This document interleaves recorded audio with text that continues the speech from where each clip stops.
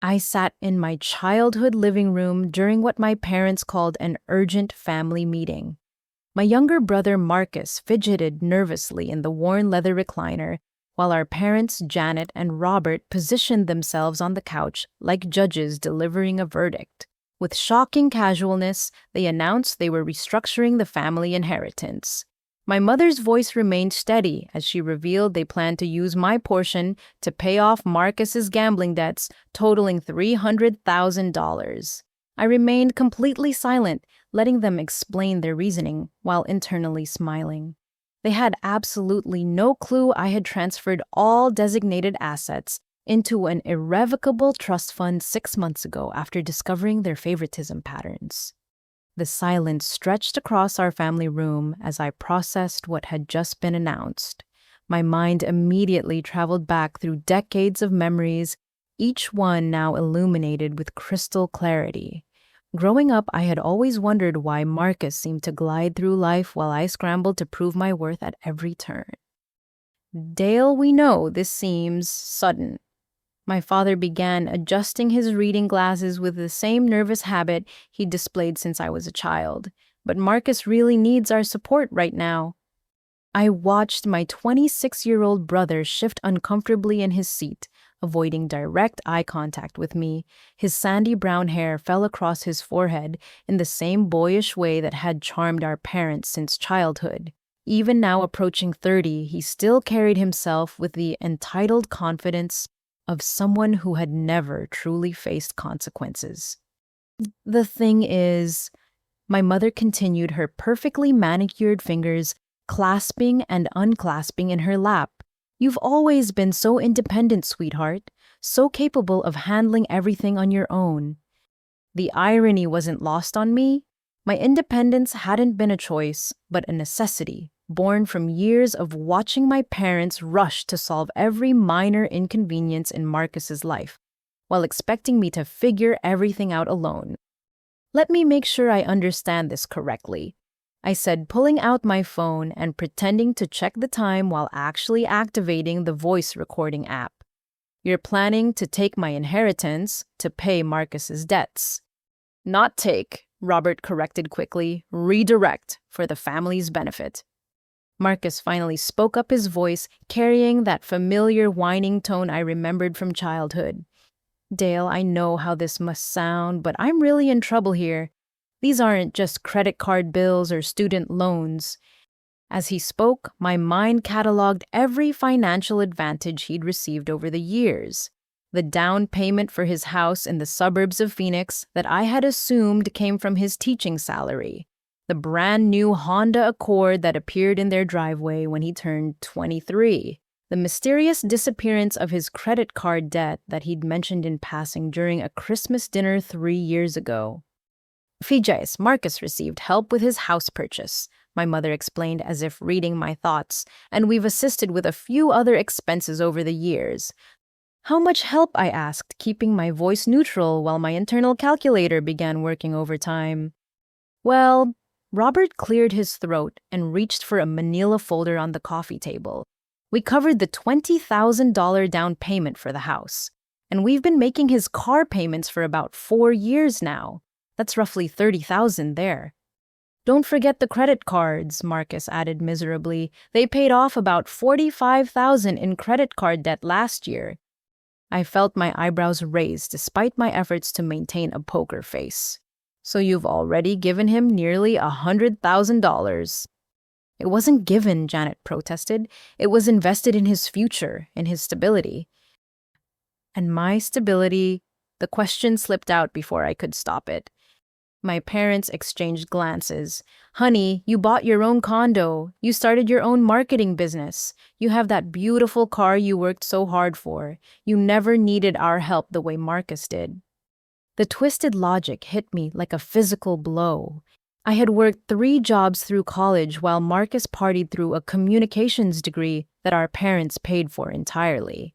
I had eaten ramen noodles for dinner most nights during my first year out of college while building my client base, while Marcus lived rent-free in our parents' basement until he was 25. You've always been the strong one, Robert added, the achiever. Marcus has a gentler spirit. He needs more guidance.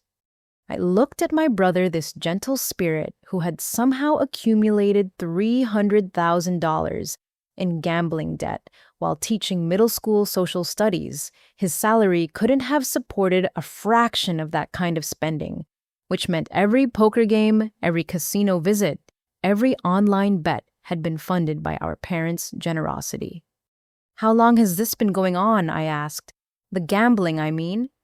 Marcus's face crumpled slightly. "It started small, just weekend trips to the casino with friends. Then online poker seemed like easy money. Before I knew it, I was in too deep to stop."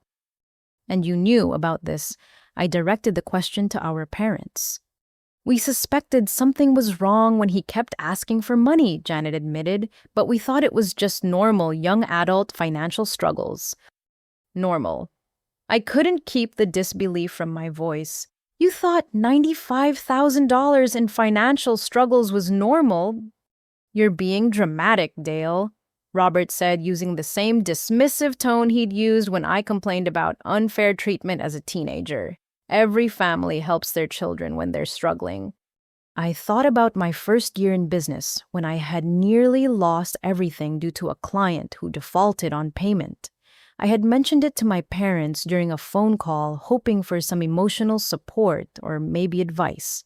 Their response had been to suggest I get a part-time job to supplement my income until things stabilized. They had never once offered financial assistance. "When you were struggling with your business," I said carefully, "did you consider asking us for help?" The question caught my mother off guard. "Well, no. You always seemed so confident that you could handle things yourself." "Did you offer?" Another silence fell over the room. Marcus was now studying his hands intensely while our parents looked genuinely puzzled by my line of questioning. "We assumed you would ask if you needed help," Robert finally said. "Like Marcus did." "That's different," Janet protested. "Marcus comes to us when he's struggling. You've always been more private about your challenges." The pattern became clear with startling clarity. Marcus had been trained from childhood to view our parents as his personal financial safety net, while I had been conditioned to solve my own problems.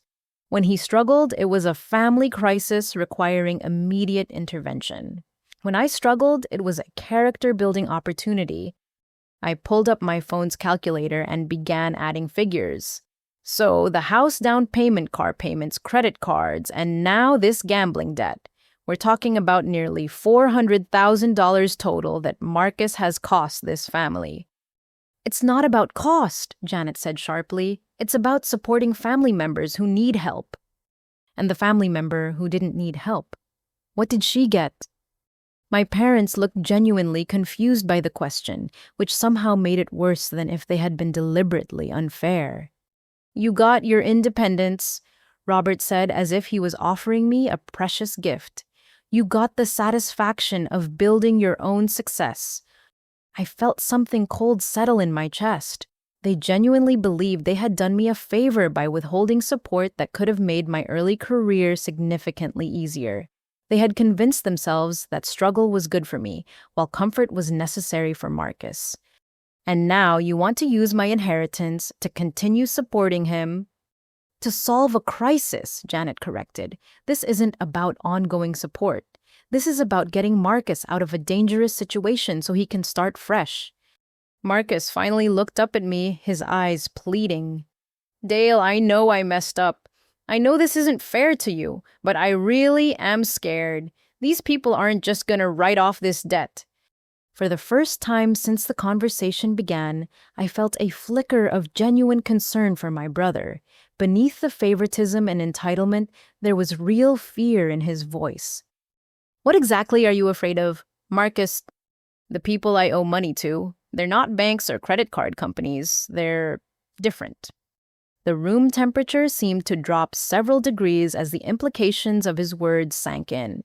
The atmosphere in our family living room shifted dramatically as Marcus began revealing details I hadn't expected. His gambling addiction wasn't just about losing money at legitimate casinos or online poker sites. The situation was far more dangerous than anyone had initially explained. I started with the usual stuff, Marcus said, his voice barely above a whisper. Online poker games, weekend trips to the tribal casino about an hour from here. I was actually winning at first, which made it feel like I had found this amazing income source. My mother reached over and squeezed his hand, her maternal instincts kicking in despite the gravity of what he was confessing. My father sat rigid in his chair, the color slowly draining from his face as he anticipated what was coming next. But the online games have limits, Marcus continued, and the casino started recognizing me watching my play too closely. I found these underground games through a guy at school. High-stakes poker in private houses, dice games in warehouse spaces. The money was incredible when I won. When you won, I repeated, emphasizing the conditional nature of his success. The problem is when you lose in those games, they expect immediate payment. They don't send you monthly statements or offer payment plans. They want their money within days, not months. Robert leaned forward, his business background making him focus on the practical details. How much of the $300,000 comes from these underground sources? Marcus's face went pale. About $220,000. Janet gasped audibly. Marcus, you never told us it was that much from those types of places. I was trying to protect you, he said defensively. I thought I could handle it myself. By gambling more, the question came out sharper than I intended, but the logic was infuriating. I kept thinking I could win it back. One good night would solve everything, but every time I got close to breaking even, I'd have a bad run and end up deeper in the hole. My father stood up and began pacing behind the couch, a nervous habit that indicated he was processing worst-case scenarios. Marcus, you need to tell us everything. What exactly are these people threatening? Marcus pulled out his phone and showed us a series of text messages. The first few were relatively polite reminders about payment schedules. But as I scrolled down, the tone became increasingly aggressive and then explicitly threatening. They know where I live, Marcus said quietly. They know about Sarah and the kids. Last week, someone left a note on my car windshield with a photo of Emma's school. Emma was Marcus's 6-year-old daughter. The thought of these dangerous people having information about a child made my stomach clench with genuine fear. That's when I moved into the hotel, Marcus continued. I told Sarah it was because I was painting the guest room, but really I was scared to sleep in my own house. Janet was now crying openly. Why didn't you come to us sooner? Why didn't you ask for help before it got this dangerous? Because I knew you'd be disappointed, and because I kept thinking I could fix it myself.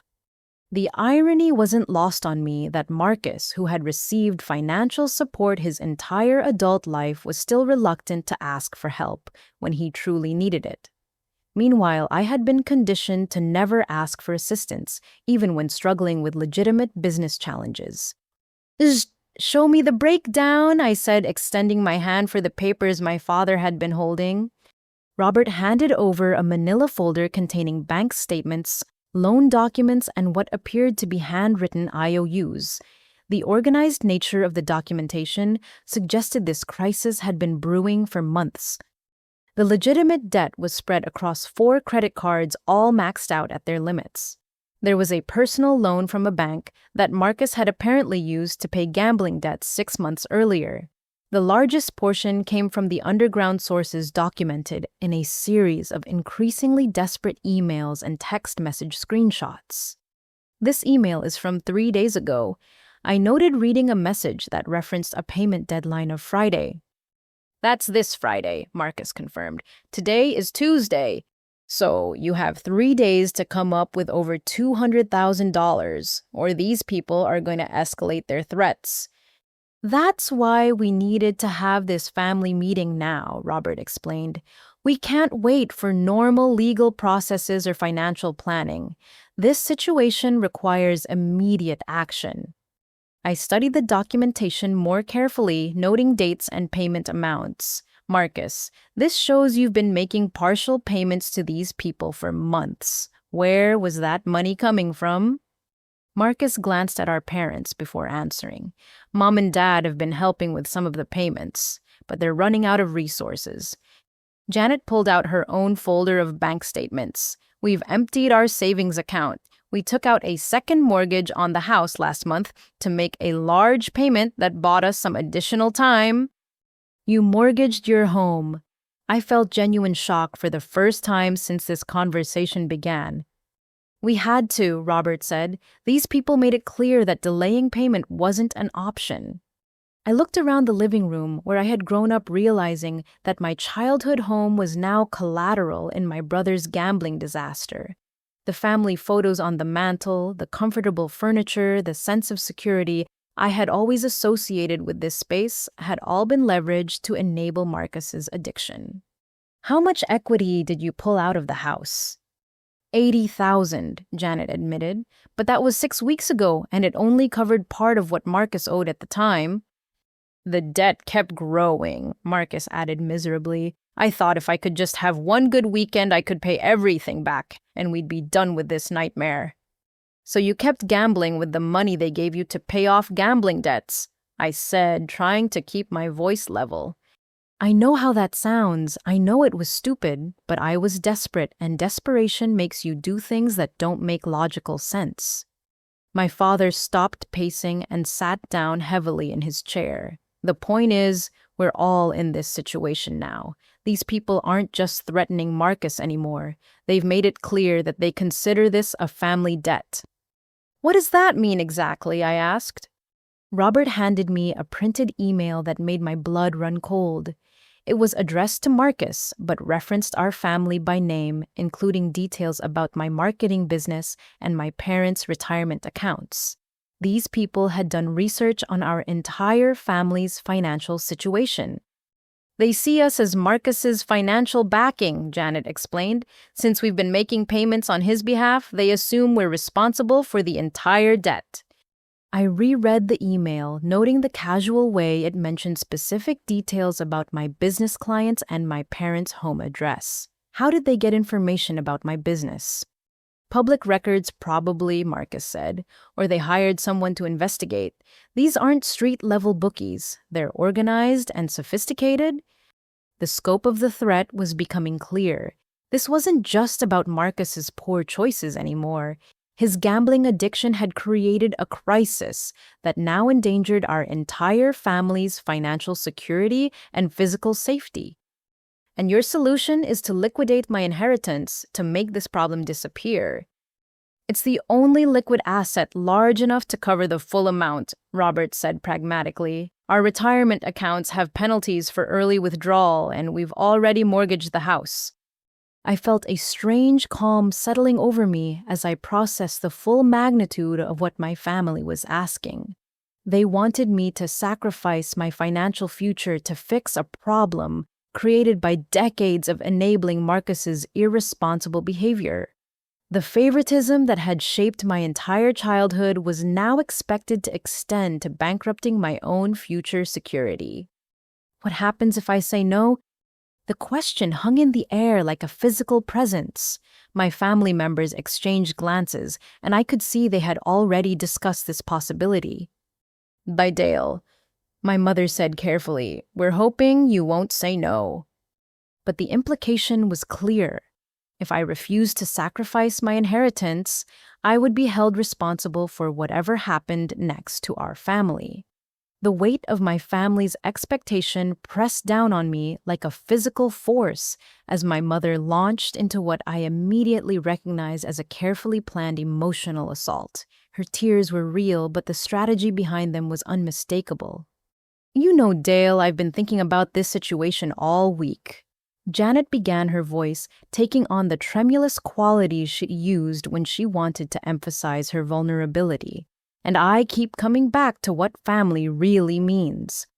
She reached for a tissue from the decorative box on the coffee table, the same flowered box that had sat in that exact spot since my high school years.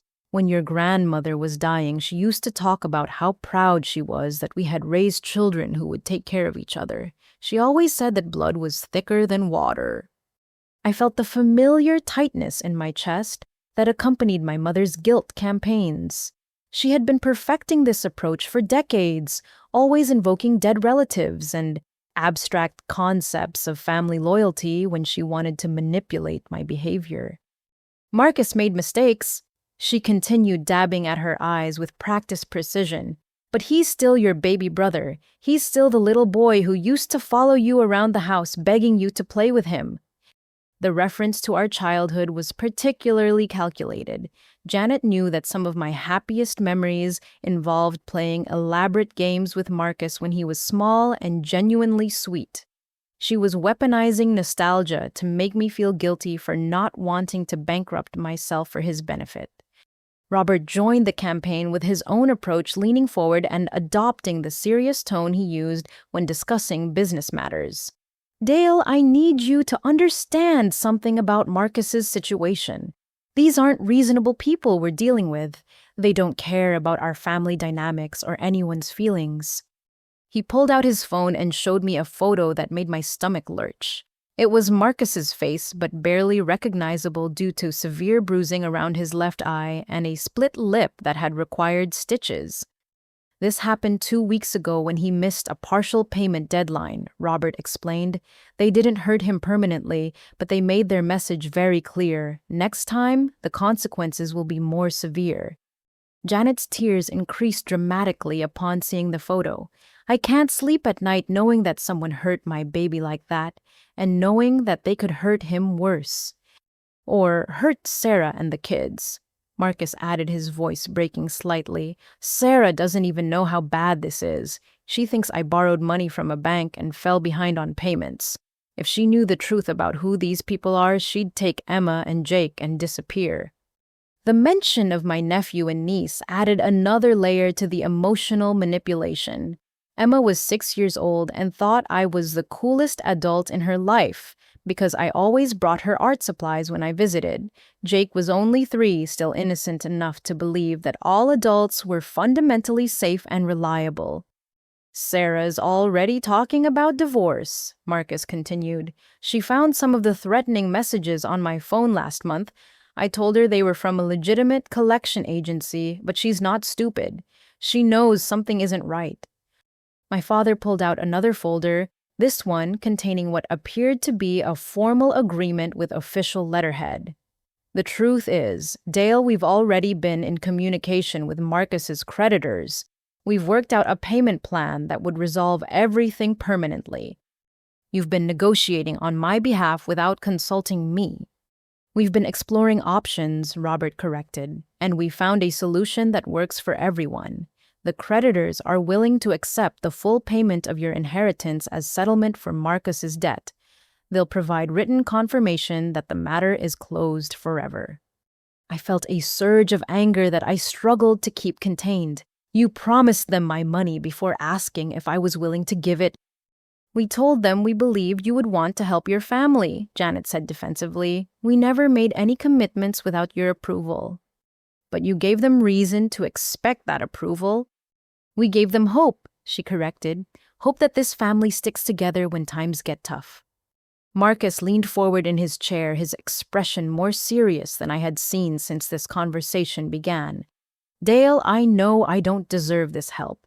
I know I've messed up in ways that are hard to forgive, but I'm begging you to help me protect Sarah and the kids. They don't deserve to suffer because of my stupid choices.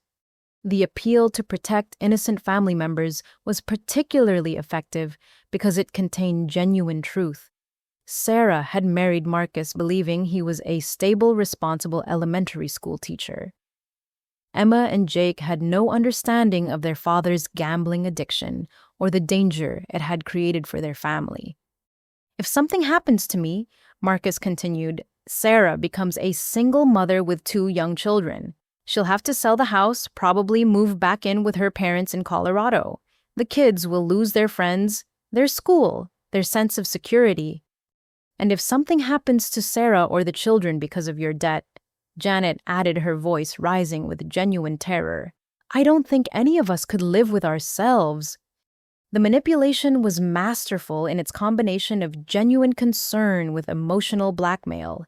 They were painting a scenario where my refusal to sacrifice my inheritance would directly result in harm to innocent children. Robert opened the official agreement and pointed to specific clauses. Look at this, Dale. The creditors have agreed to a timeline that works for everyone. You transfer your inheritance assets by Friday. They provide immediate written confirmation that Marcus's debt is resolved and our family can start healing from this nightmare. They're being incredibly reasonable considering the circumstances, Janet added. Most people in their business don't offer such clean resolution options. I realized they had spent weeks planning this presentation, carefully crafting arguments designed to make my cooperation seem like the only rational and moral choice. They had anticipated my possible objections and prepared responses that would make resistance appear selfish and unreasonable. What about your responsibility in creating this situation? I asked. My parents looked genuinely puzzled by the question. How do you mean? Robert asked. You've been enabling Marcus's irresponsible behavior for his entire adult life. You've taught him that his mistakes will always be fixed by family money. Doesn't that make you partially responsible for his belief that he could gamble without real consequences? That's not fair, Janet protested. We were trying to help our son succeed in life. By teaching him that failure doesn't have consequences, by showing him that he has family support when he needs it, she corrected. And what did you teach me? Again, they looked confused by my question. You taught me that I was responsible for solving my own problems. You taught me that asking for help was a sign of weakness. You taught me that my struggles were character-building opportunities, while Marcus's struggles were family emergencies. We taught you independence, Robert said as if he was praising my character. We taught you strength and self-reliance. You taught me that my needs were less important than Marcus's comfort. The room fell silent as my family processed this accusation. I could see them mentally reviewing decades of decisions, trying to determine if my characterization was accurate or unfair. Dale, my mother said finally, we did the best we could with both of you. We gave you what we thought you needed, and we gave Marcus what we thought he needed. And now you want me to give Marcus what he needs again, regardless of what I need. We want you to help save your family, she replied. The conversation had reached its emotional crescendo. My family had played every card in their manipulation deck, from childhood nostalgia to physical danger to moral obligation. They had painted themselves as desperate parents trying to protect their children and me as the only person with the power to resolve the crisis.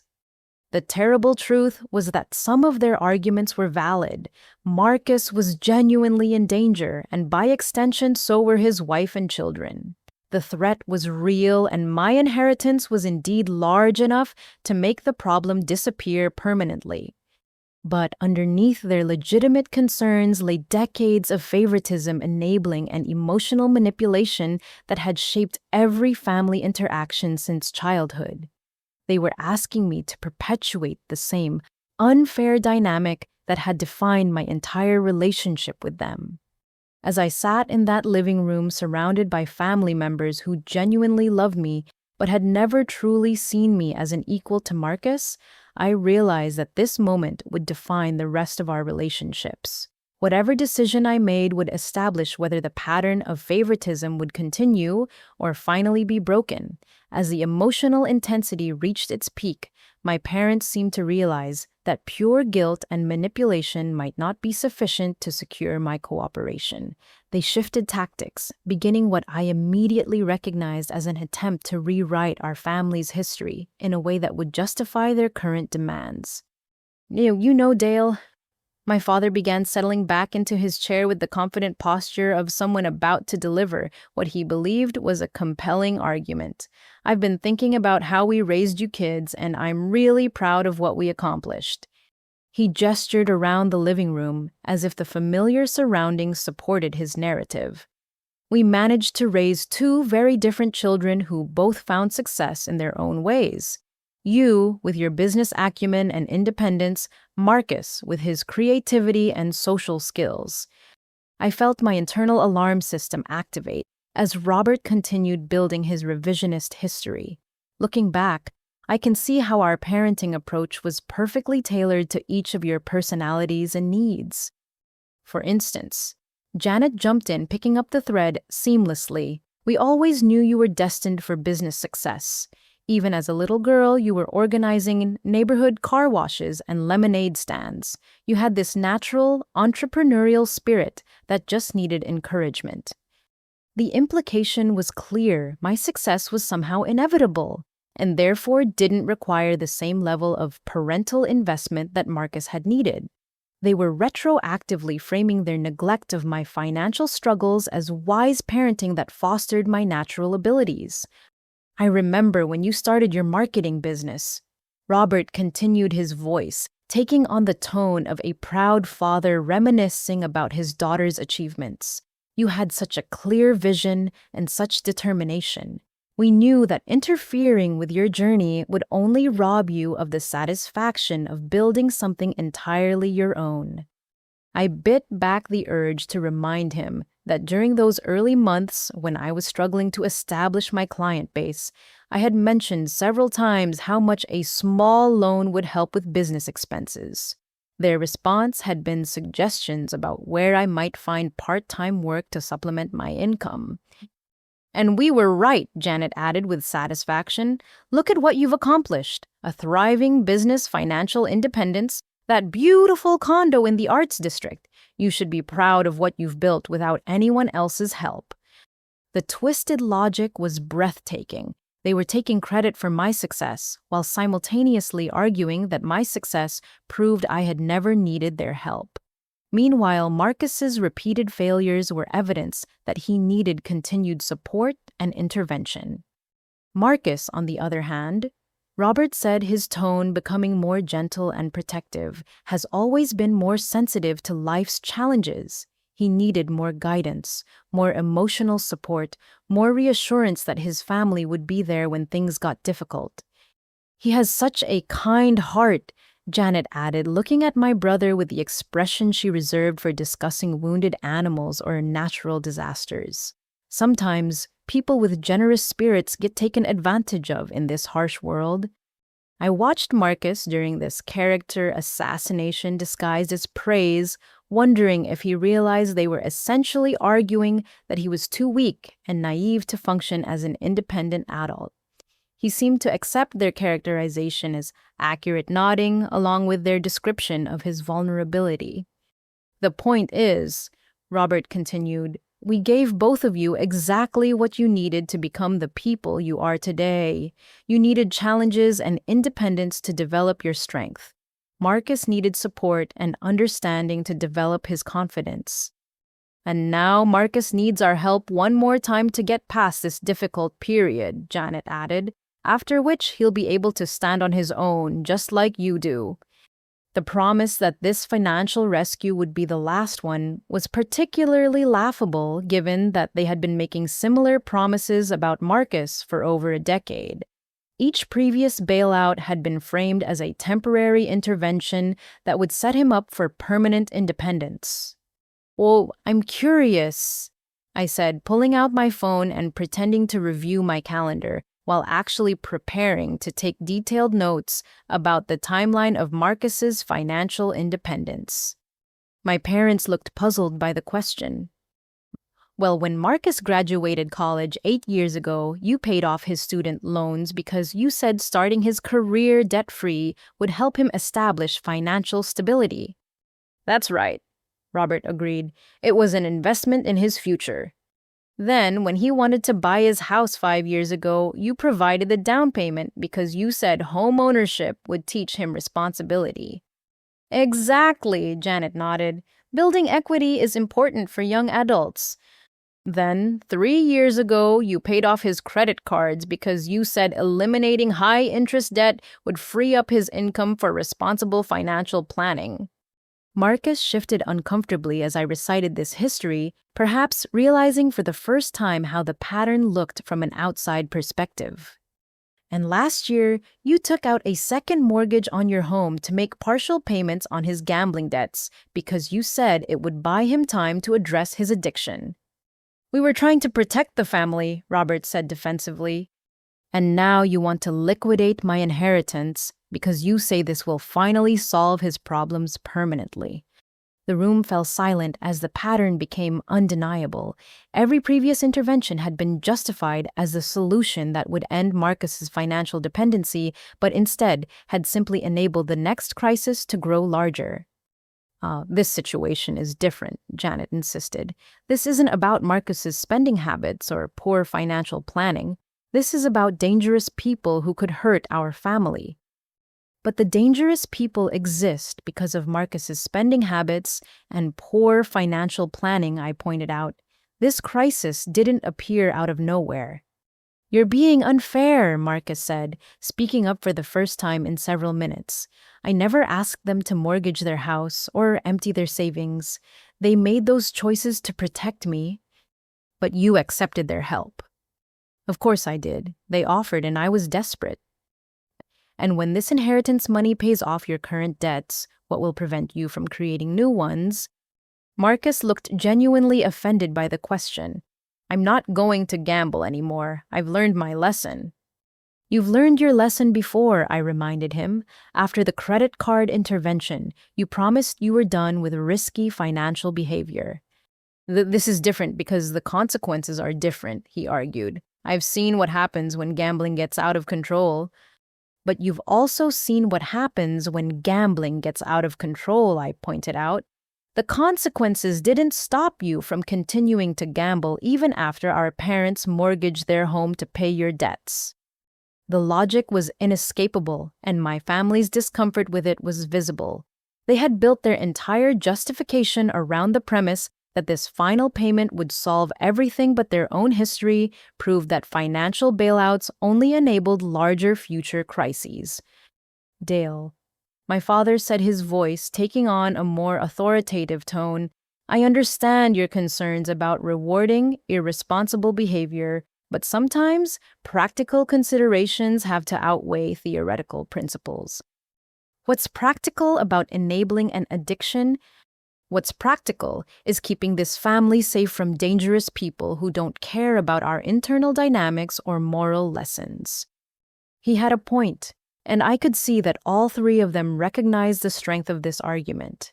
The immediate physical danger created by Marcus's gambling debts was real and couldn't be resolved through tough love or natural consequences. But I also recognized that their proposed solution would establish a precedent that Marcus's problems, no matter how severe or self-inflicted, would always become family problems requiring collective sacrifice. My inheritance today, their grandchildren's college funds tomorrow, Marcus's own children's financial security eventually. As I sat in that living room, listening to my family rewrite decades of history to justify their current demands, I realized that this moment represented far more than a financial transaction. They were asking me to validate their version of our family story in which their favoritism was wise parenting, and my independence was proof that I didn't deserve equal treatment. The most painful part was recognizing that they genuinely believed their own narrative. They weren't consciously manipulating me or deliberately treating me unfairly. They had convinced themselves that their different approaches to parenting had been perfectly calibrated to our individual needs. But their belief in their own fairness didn't change the reality that I had spent my entire adult life compensating for the emotional and financial support they had withheld while freely giving to Marcus. And now they expected me to continue that pattern by sacrificing my future security for his immediate comfort. The atmosphere in the room shifted dramatically as Marcus pulled out his phone with trembling hands, revealing a series of text messages that made my blood run cold. The casual tone of our family discussion evaporated as the immediate danger of his situation became undeniably real. The last message came this morning. Marcus said, his voice barely audible as he showed us the screen. They're not asking for more time. They're demanding confirmation that the payment will be made by Friday, or they're escalating their collection methods. I read the message over his shoulder, noting the clinical precision of the threat. These weren't emotional outbursts from frustrated creditors. The language was professional, specific, and terrifying in its matter-of-fact tone about what would happen if payment wasn't received. "Marcus," my mother whispered, "why didn't you tell us it was this urgent?" "Because I kept hoping I could figure something else out," he replied. "I've been living in that hotel downtown since Sunday because I was afraid to go home. Sarah thinks I'm staying late at school for parent conferences, but really, I'm scared to lead these people to my family." Robert stood up and began pacing again, his business mind clearly calculating timelines and logistics. "If we need to have funds transferred by Friday, that gives us 3 days to liquidate assets and coordinate with banks." "It's not just about the money." Marcus continued showing us additional messages.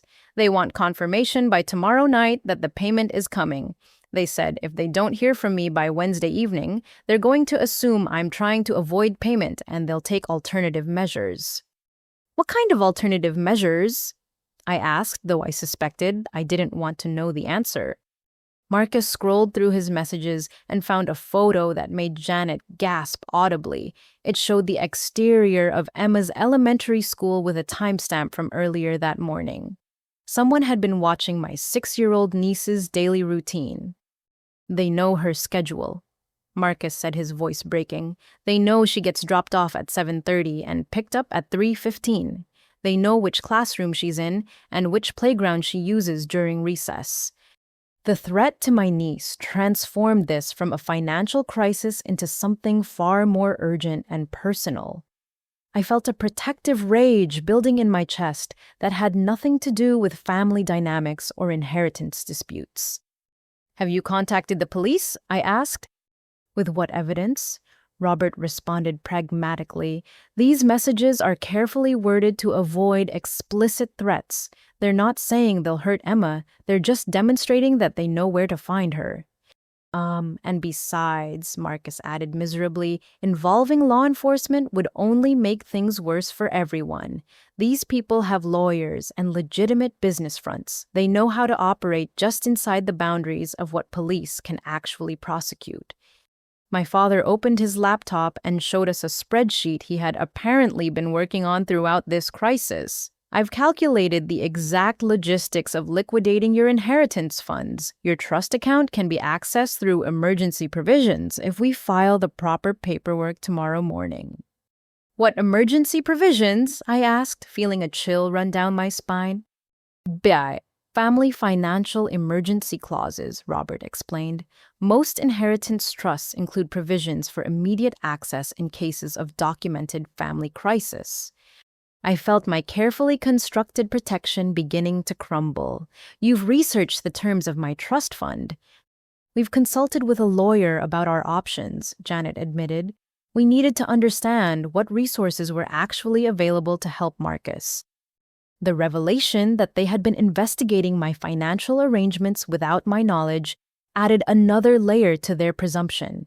They hadn't just planned to ask for my inheritance. They had researched how to access it even if I refused to cooperate. "The lawyer confirmed that your trust fund contains sufficient assets to cover Marcus's debts completely," Robert continued, "and the emergency access provisions mean we could have the funds transferred within 48 hours of filing the proper documentation." "What documentation?" I asked, though I was beginning to suspect the answer. "Visa family crisis affidavit signed by all immediate family members, confirming that emergency access is necessary to prevent imminent harm." The trap was becoming clear.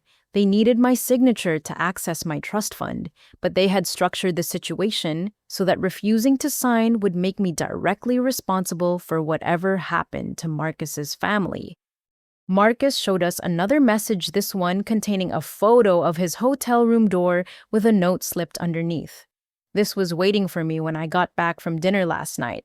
They know exactly where I'm staying even though I registered under a fake name." The note was brief but chilling. "Time is running short.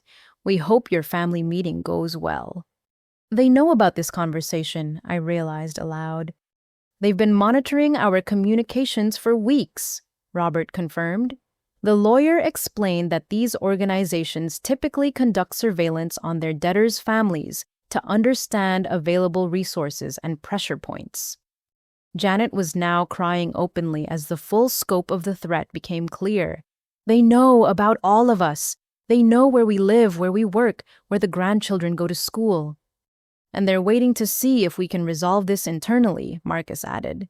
If we can't come up with their money by Friday, they'll start applying pressure to other family members. The timeline was impossible to ignore. Today was Tuesday. Tomorrow night, they expected confirmation that payment was coming.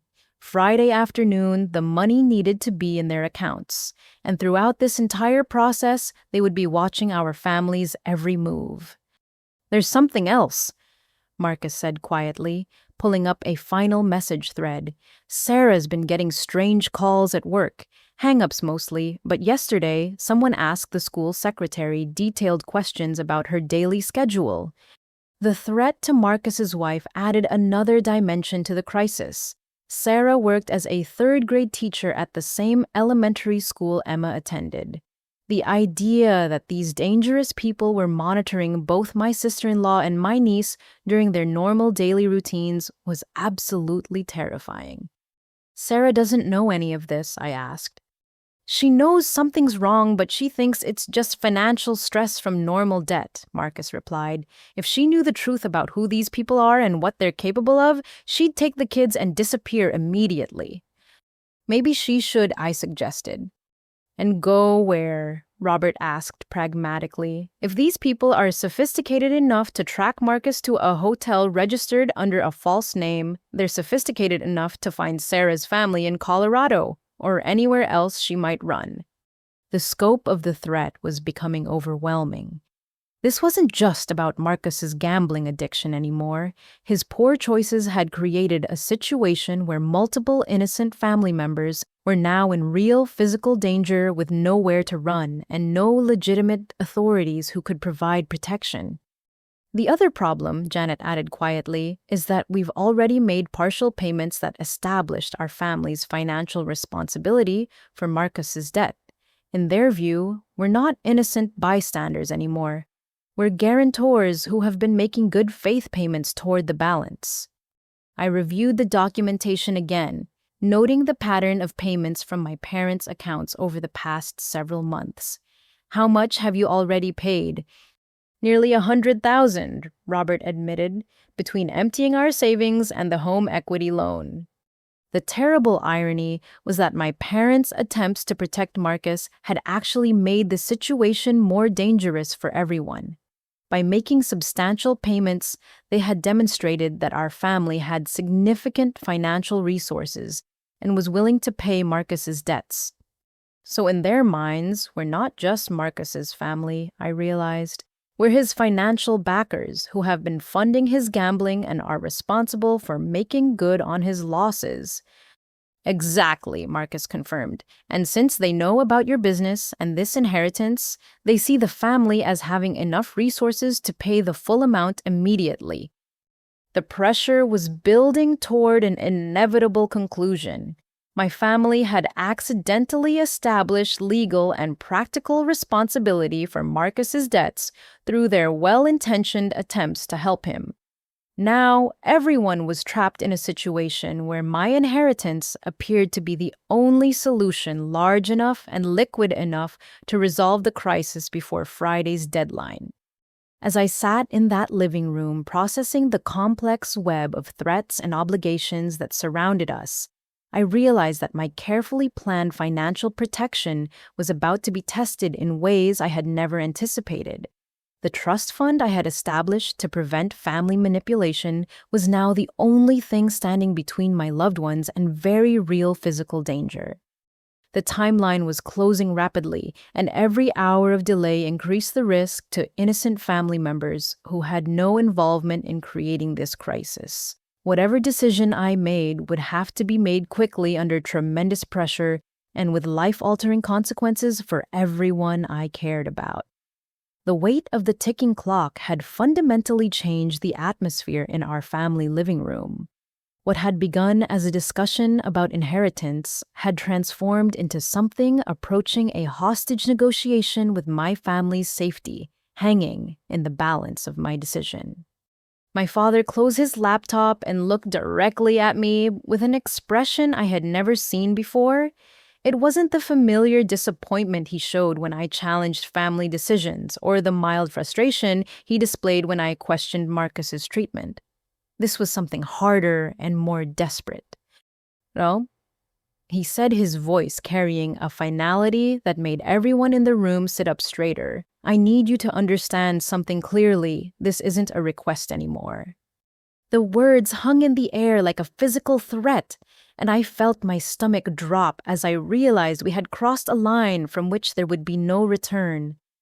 We've tried to present this as a family discussion, Robert continued, but the reality is much simpler. Either you help us access your inheritance, or you bear responsibility for whatever happens to Marcus, Sarah, and those children. Janet leaned forward, her tears replaced by a steely determination that reminded me of how she looked when she was disciplining us as children. I want you to think very carefully about what kind of person you want to be in this crisis. What kind of person? I repeated, feeling the familiar manipulation tactics shifting into higher gear. The kind of person who sacrifices for family when they're truly in danger, she replied, or the kind of person who values money more than the safety of innocent children. Marcus stood up from his chair and walked over to the window, peering through the curtains as if checking for surveillance. Dale, I know this isn't fair to you. I know you didn't create this problem, and you shouldn't have to solve it. He turned back to face me, and I could see genuine desperation in his eyes. But if you don't help us and something happens to Emma or Jake because of my mistakes, how will you live with that knowledge? The emotional blackmail was reaching its crescendo, but underneath it, I could hear something that sounded almost like genuine remorse.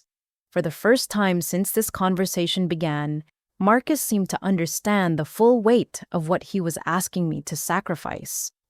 I've been thinking about what happens if you say no. Janet continued, her voice taking on the flat tone she used when delivering ultimatums. And I don't think I could continue having a relationship with someone who chose money over protecting her family. The threat was explicit now. Refuse to sacrifice my inheritance and lose my family forever. Your father and I have discussed this extensively, she went on. We simply couldn't bear to see you at family gatherings, knowing that you had the power to prevent a tragedy and chose not to use it. Robert nodded in agreement. It would be too painful, Dale. Every Christmas, every birthday, every family celebration would be overshadowed by the memory of what you could have prevented. I felt the walls closing in as they painted a picture of permanent family exile. No more holiday dinners, no more watching Emma and Jake grow up, no more Sunday phone calls or casual visits. My entire support system would disappear because I refused to bankrupt myself to fix Marcus's gambling addiction. And frankly, Janet added, her voice growing colder, I'm not sure how we could explain your decision to the grandchildren as they get older. The threat to poison my relationship with Emma and Jake was particularly cruel because they knew how much those children meant to me. I had been present for both of their births, had babysat them countless times, and had always been their favorite aunt who brought unexpected gifts and planned elaborate adventures. What would we tell them when they ask why Aunt Dale doesn't come to family events anymore? Robert asked rhetorically. How do we explain that she chose her bank account over their safety? Marcus walked back from the window and sat down heavily in his chair. I've been awake for 3 days straight thinking about this. I keep imagining Sarah getting a phone call from Emma's school saying something happened to her, or coming home to find someone waiting in our house. His voice broke as he continued. And I keep thinking about how I'd have to tell Sarah that my gambling caused this, but my family had a way to stop it and chose not to. You're asking me to choose between my financial future and my family relationships, I said, trying to keep my voice steady. We're asking you to choose between money and people, Janet corrected, between theoretical future security and immediate real danger to children we all love. The distinction was important to them because it framed their demand as morally obvious. Who would choose money over family safety? What kind of person would prioritize her own financial comfort over her niece and nephew's physical security? And we need your answer tonight, Robert added. The lawyer needs to file the emergency access paperwork first thing tomorrow morning if we're going to meet Friday's deadline. The pressure was reaching unbearable levels. They needed my signature on legal documents within hours, not days. Every minute of delay brought us closer to a deadline that could result in real violence against people I loved. If I agree, I said carefully, what guarantee do I have that this will actually solve the problem? What prevents Marcus from creating new gambling debts next month or next year? The guarantee is that these particular people will be paid in full and will have no further claim on our family, Robert answered. As for Marcus's future behavior, that's a separate issue. Is it though? I pressed. Because this pattern has been repeating for years. Marcus creates a crisis, the family bails him out, he promises to change his behavior, and then the cycle starts again. This time is different because the consequences are different, Marcus insisted. I've never been in physical danger before. I've never put Sarah and the kids at risk. But you've also never had access to underground gambling networks before, I pointed out. What happens when you're feeling stressed or bored 6 months from now? What stops you from thinking you can earn back the money you cost the family? The question hung in the air unanswered because there was no good answer. Marcus's gambling addiction hadn't been cured by previous interventions, and there was no reason to believe that this larger bailout would be any more effective at changing his behavior. Dale, my mother said quietly, you're overthinking this. Right now, tonight, we have innocent people in immediate danger, and we have a way to make them safe. Everything else can be dealt with later. The logic was seductive because it contained an element of truth. Whatever long-term enabling might result from paying Marcus's debts, the immediate threat to Emma and Jake was real and urgent. But I need to know that you understand what you're asking, I replied. You're not just asking for money. You're asking me to validate a family system where Marcus's problems always become everyone's responsibility. We're asking you to help save children who had nothing to do with creating this problem, Janet said firmly. Children who will grow up learning that Uncle Marcus's mistakes get solved by Aunt Dale's sacrifice. Children who will grow up alive and safe because their aunt loved them enough to protect them. The moral framing was impossible to argue against directly. How could I explain that enabling Marcus's addiction might ultimately create more danger for his children than allowing them to face the consequences of his choices now? As I sat in that living room surrounded by family members who were asking me to choose between my financial security and their physical safety, I realized that no matter what I decided, our relationships would never be the same. Either I would become the family member who saved everyone, or I would become the family member who chose money over children's lives. The ultimatum was clear, the timeline was immediate, and the consequences of either choice would reshape our family forever. I felt something shift inside me as I processed the full weight of my family's ultimatum. The familiar patterns of guilt and manipulation that had shaped our relationships for decades suddenly became crystal clear, like adjusting the focus on a telescope. For the first time in this conversation, I saw their tactics with complete clarity, and a strange calm settled over me. I need to understand the complete situation before I can make a decision this significant, I said, pulling out my phone and opening the voice recording app while pretending to check my calendar. This is the most important choice I'll ever make for our family, and I want to be absolutely certain I have all the facts. My parents exchanged glances that contained obvious relief. They interpreted my request for information as the beginning of my capitulation, which was exactly what I wanted them to think. Of course, sweetheart. Janet said, her voice immediately softening from its previous hard edge. We want you to feel completely informed and comfortable with everything. I activated the recording function and set my phone on the coffee table, angling it to capture everyone's voices clearly. Let me start by asking about the specific breakdown of the debt. I want to understand exactly where this $300,000 went. Marcus pulled out his documentation again, this time with eager cooperation, rather than reluctant confession. The largest portion is the underground gambling debts. That's $220,000 as of yesterday. And those debts were incurred over what time period? I asked, making notes in my phone. About 18 months, Marcus replied. It started with smaller amounts, but the stakes kept getting higher as I tried to win back my losses. So you were losing an average of about $12,000 per month for a year and a half. When you put it that way, it sounds even worse, Marcus admitted, but there were months when I won money too. The problem was that I'd always end up gambling away the winnings, plus more. I continued gathering information, asking detailed questions about interest rates, payment schedules, and the specific threats that had been made. My family interpreted this as due diligence before agreeing to help, so they provided information eagerly and thoroughly. Can you show me the exact messages from these creditors? I requested. I want to understand their communication patterns and escalation timeline. Marcus handed me his phone without hesitation, scrolling through weeks of increasingly aggressive messages.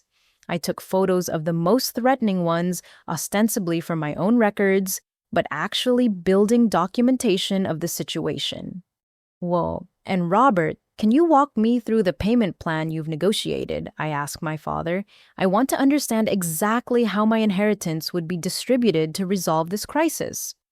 Robert opened his laptop and showed me a detailed spreadsheet that outlined how my inheritance funds would be divided among various creditors. The organization was impressive and slightly disturbing, indicating they had been planning this approach for weeks. We've confirmed with each creditor that they'll accept these payment amounts as settlement in full, he explained, and we've negotiated written agreements stating that payment of these sums will permanently resolve all claims against Marcus and our family. Can I see those agreements? My father produced a folder full of legal documents, some official letterhead, and others printed emails. As I reviewed each one, I took photos while appearing to study the terms carefully. This is incredibly detailed planning, I said, which they took as a compliment rather than the accusation it actually was. We wanted to make sure that if you agreed to help, the process would be smooth and complete, Janet explained. We didn't want to ask you for such a sacrifice without having a clear plan for how it would solve everything. I spent nearly an hour gathering information, asking questions, and documenting every aspect of Marcus's situation. My family answered every question thoroughly, thinking they were building the case for my cooperation. I appreciate how much work you've put into understanding this situation, I said finally, and I want you to know that I recognize the genuine danger Marcus and his family are facing. Does that mean you'll help us? Marcus asked hopefully. It means I understand that this decision will affect all of us for the rest of our lives, I replied carefully, and I want to make sure I approach it with the seriousness it deserves. I gathered all the documents they had shown me and arranged them in a neat pile. I'm going to need copies of everything we've discussed tonight: bank statements, legal agreements, payment schedules, all of it. Of course, Robert said immediately, beginning to make photocopies on the printer in their home office. While he was copying documents, I asked Janet and Marcus additional questions about the timeline and logistics of the payment plan. They continued providing detailed information, including backup strategies they had considered and alternative resources they had explored. We really have exhausted every other option, Janet emphasized. Your inheritance is the only asset large enough and accessible quickly enough to meet Friday's deadline. I believe you, I said, which was actually true. They had clearly done extensive research into every possible solution before landing on my inheritance as their target. When Robert returned with copies of all the documentation I organized everything into my purse methodically. I'm going to review everything tonight and consult with my own financial advisor tomorrow morning." "Your financial advisor?" Marcus asked, looking slightly alarmed. "For a decision this significant, I need professional guidance about the tax implications and legal procedures," I explained. "If I'm going to liquidate my entire inheritance, I want to make sure it's done correctly." Spites. This satisfied their concerns because it sounded like practical preparation for cooperation, rather than seeking outside opinion about whether to cooperate at all. "How long will that take?" Janet asked. "I should be able to reach him first thing tomorrow morning," I replied, "and assuming his guidance confirms that this approach is feasible, I'll contact the trust administrators tomorrow afternoon to begin the emergency access procedures." My family exchanged looks of tremendous relief. They believed they had successfully convinced me to sacrifice my inheritance for Marcus's crisis, and they were already beginning to plan for life after the payment resolved their nightmare. "Dale?" Marcus said, his voice thick with emotion. "I can't tell you how much this means to me. I know I don't deserve this help, and I know you're giving up something huge to save my family." "I'm choosing to protect Emma and Jake," I corrected, "just like any of us would do when innocent children are in danger." This framing allowed me to express care for my niece and nephew while avoiding any commitment to enabling Marcus's addiction. But they interpreted it as full agreement with their plan. "We should probably call it a night," Robert suggested. "Tomorrow is going to be a busy day with all the paperwork and coordination required." "Actually," I said, standing up and gathering my things, "I'd like to take copies of Marcus's hotel information and contact details for tomorrow. I want to be able to reach everyone quickly once I have confirmation from my financial advisor." They provided all the information I requested, including details about Marcus's hiding place and communication schedule. Every piece of information was potentially useful for the plan that was beginning to form in my mind. "Thank you all for being so patient with my questions," I said as I prepared to leave. "I know tonight was emotional and difficult, but I needed to fully understand what we're dealing with." "You're being exactly as thorough as you should be," Janet said, giving me a hug that felt warmer than any interaction we'd had in years. "This is exactly why we knew we could count on you in a crisis."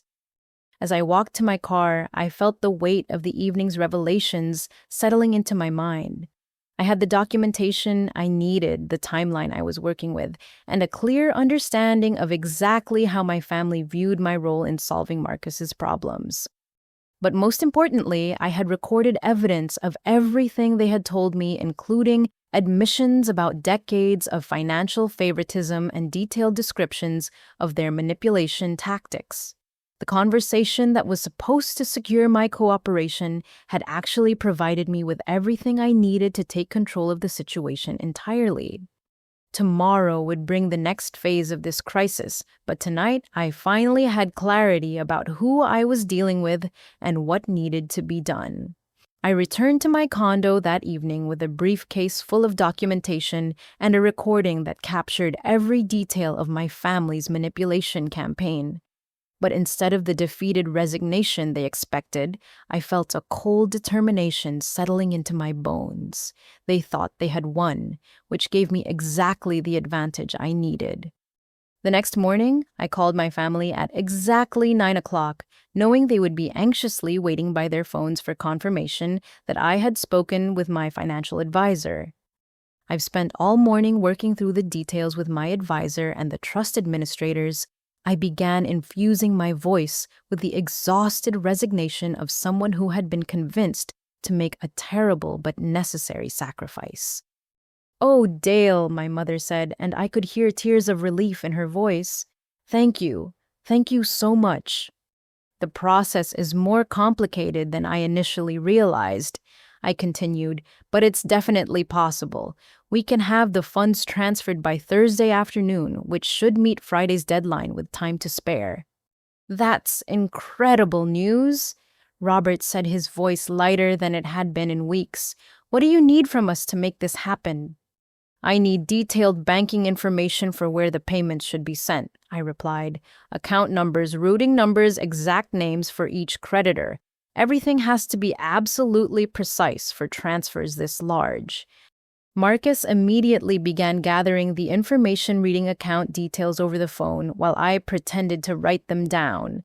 In reality, I was documenting everything for very different purposes than they imagined. I also need written confirmation from each of you that this payment resolves all family financial obligations to Marcus permanently. I added. My advisor insisted on that protection before I signed the liquidation papers. Of course, Janet agreed immediately. That's completely reasonable. We'll draft something today and have it ready for your signature when you come by this evening, Robert promised. Actually, I'd prefer to handle the final paperwork at my office, I said. It's more professional and my advisor wants to be present for the document signing. This request seemed perfectly logical to them, and they agreed to meet me at my marketing company's office at 6 o'clock to finalize everything. Marcus, how are you holding up? I asked, injecting genuine concern into my voice. No, much better now that I know this nightmare is almost over, he replied. I actually slept for a few hours last night for the first time in weeks. And Sarah and the kids? They're still staying at her sister's house as a precaution, but they don't know the real reason why. Sarah thinks I'm having the house fumigated for termites. The casual mention of my sister-in-law and innocent children being displaced by Marcus's gambling crisis reminded me exactly why this situation required dramatic intervention. Whatever I decided to do, it had to account for the genuine safety concerns while also breaking the cycle of enabling that had created this mess. I want you to know, Marcus, that I'm not just doing this to solve the immediate crisis, I said, choosing my words carefully. I'm doing this because I believe you can change and because I want Emma and Jake to grow up with a father who has learned from his mistakes. I have learned, Marcus insisted. I swear to you, Dale, I will never gamble again. I've seen what it can cost, and it's not worth any amount of money. I believe you mean that right now, I replied, and I hope you'll still mean it a year from now when this crisis feels like ancient history. I will, he promised. This experience has changed me permanently. I spent the remainder of the morning making legitimate phone calls to financial advisors and trust administrators, but not for the reasons my family assumed. I was gathering information about how to protect my assets from family pressure, while also exploring legal options for helping Marcus in ways that would require accountability rather than enabling further irresponsible behavior. I also made some calls that my family would never know about, consulting with attorneys who specialize in family financial crisis and addiction-related legal issues. By lunchtime, I had a much clearer understanding of my options and the potential consequences of each approach. That afternoon, I received increasingly frequent text messages from my family members, all expressing gratitude and relief that I had agreed to sacrifice my inheritance for Marcus's crisis. Each message made me more certain that they viewed this as validation of their approach rather than as the emergency intervention it actually was. Dale, I keep thinking about how proud Grandma would be that our family stuck together during this crisis, Janet texted. You're showing the kind of character that makes me proud to call you my daughter, came from Robert. I promise I'll spend the rest of my life making this up to you, Marcus wrote. Each message demonstrated how completely they misunderstood what was actually happening. They thought they had successfully manipulated me into perpetuating the same unfair family dynamic that had defined our relationships since childhood. They had no idea I was using their assumptions as cover while I prepared a very different kind of intervention. At 5:30, I received a final text from Robert. We're heading to your office now. Thank you again for saving our family. I replied, see you soon. Tonight changes everything. They interpreted that as emotional acknowledgement of my sacrifice, but I meant something entirely different. Tonight would indeed change everything, just not in the way they expected. As I prepared for the meeting that would determine our family's future, I reflected on how perfectly their manipulation had worked in reverse. By pressuring me to make an immediate decision under extreme emotional duress, they had created the exact conditions I needed to take control of the situation completely. They arrived at my office building expecting a signing ceremony that would liquidate my inheritance and solve Marcus's gambling crisis. Instead, they were about to discover that their weeks of careful planning had been based on a fundamental misunderstanding of who they were dealing with. The briefcase I carried contained all the documentation they had provided, plus additional materials they knew nothing about. Tonight would reveal whether our family could transition from a system based on manipulation and enabling to one based on accountability and genuine support. But first, they needed to learn that their assumptions about my inheritance and their ability to access it had been completely wrong from the very beginning. While my family spent Wednesday celebrating what they believed was their successful manipulation of my decision, I used those same hours conducting an investigation that would fundamentally change everything they thought they knew about Marcus's crisis. Something had bothered me about the underground gambling story from the moment Marcus first told it. The details were dramatic and frightening, but they didn't quite align with the financial documentation he had provided. Professional loan sharks don't typically allow 18 months of partial payments, and they certainly don't negotiate complex payment plans through family meetings. I started by researching the phone numbers and contact information Marcus had shown us for his supposed creditors. What I discovered made my blood run cold, but not for the reasons my family would have expected. The first number led to a debt collection agency that specialized in cryptocurrency investment recovery. The second was registered to a law firm that handled failed business partnerships. The third belonged to a private lending company that funded high-risk startup ventures. Marcus hadn't accumulated gambling debts with dangerous underground figures. He had lost nearly $300,000 in a series of cryptocurrency schemes and failed business investments that he had hidden from our family for over a year. The evidence was extensive and damning. Email threads showed Marcus investing in numerous digital currency projects that promised impossible returns. Bank statements revealed transfers to business partners who had convinced him to invest his teaching salary, plus borrowed money into ventures that collapsed within months. The most devastating discovery came when I traced the photos Marcus had shown us of his supposed beating. A reverse image search revealed that the pictures were from a police report filed 6 months ago when Marcus was arrested for public intoxication and disorderly conduct outside a Phoenix sports bar. He had been involved in a fight with other customers, resulting in the facial injuries he had blamed on loan sharks. I spent Wednesday afternoon systematically documenting every lie Marcus had told our family. The threatening text messages were real, but they came from legitimate business creditors who were demanding repayment of loans Marcus had obtained under false pretenses. The surveillance of Emma's school was actually routine background checking, performed by a law firm representing investors Marcus had defrauded. The most infuriating part was discovering that Marcus had known our parents were liquidating their retirement savings and mortgaging their home to pay debts from his cryptocurrency gambling, not traditional gambling.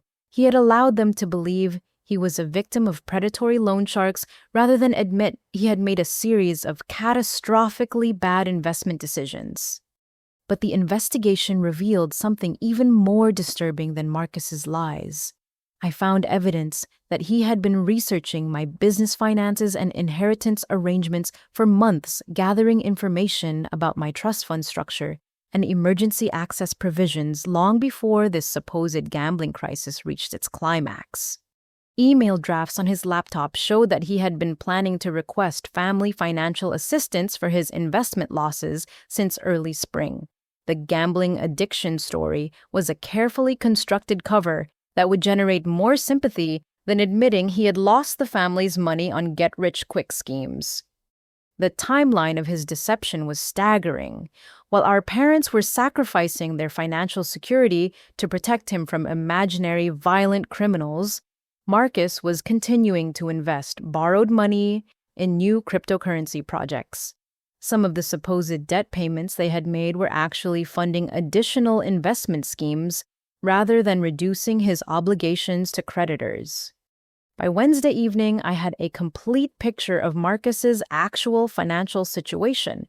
He owed legitimate money to legitimate creditors, but the dramatic threats and dangerous circumstances were largely fabricated to manipulate our family into providing a bailout large enough to cover both his existing losses and fund future investment opportunities.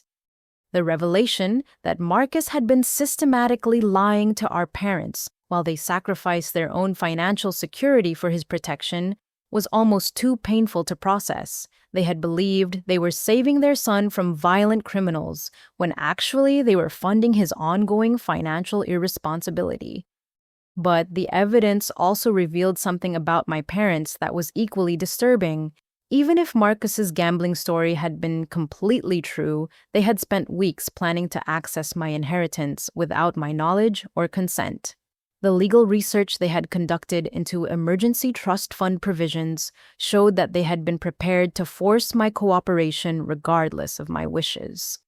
As I prepared for our meeting at my office, I realized that this crisis had exposed fundamental problems with every relationship in our family.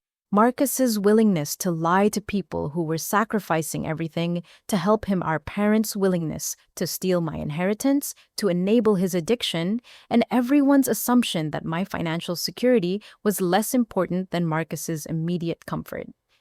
The documentation I had gathered would demolish every argument they had made and every justification they had offered for their behavior. But more importantly, it would force all of them to confront the reality of what our family dynamic had actually become. They were expecting a simple financial transaction that would solve Marcus's crisis and validate their approach to family problem solving. Instead, they were about to discover that the entire foundation of their manipulation campaign had been built on lies, and that their assumptions about accessing my inheritance had been wrong from the very beginning. The meeting that was supposed to finalize my sacrifice would instead become a moment of reckoning for everyone who had participated in this elaborate deception. At exactly 6 o'clock, my family arrived at my marketing office building with the eager anticipation of people who believed they had successfully navigated a crisis. Marcus carried a folder containing all the creditor information I had requested, while my parents brought legal documents they had drafted to formalize my inheritance sacrifice. I watched them through my office window as they walked across the parking lot, noting how their body language reflected their relief and satisfaction. They thought tonight was about completing a transaction that would solve Marcus's problems while validating their manipulation tactics. They had no idea they were walking into the most important confrontation of our family's history. "Dale," my mother said as I opened the conference room door, "we can't thank you enough for what you're doing for our family." "Actually," I replied, "I think you'll find that what I'm doing tonight is very different from what you're expecting." I gestured for them to sit at the conference table while I arranged my own materials at the head of the room.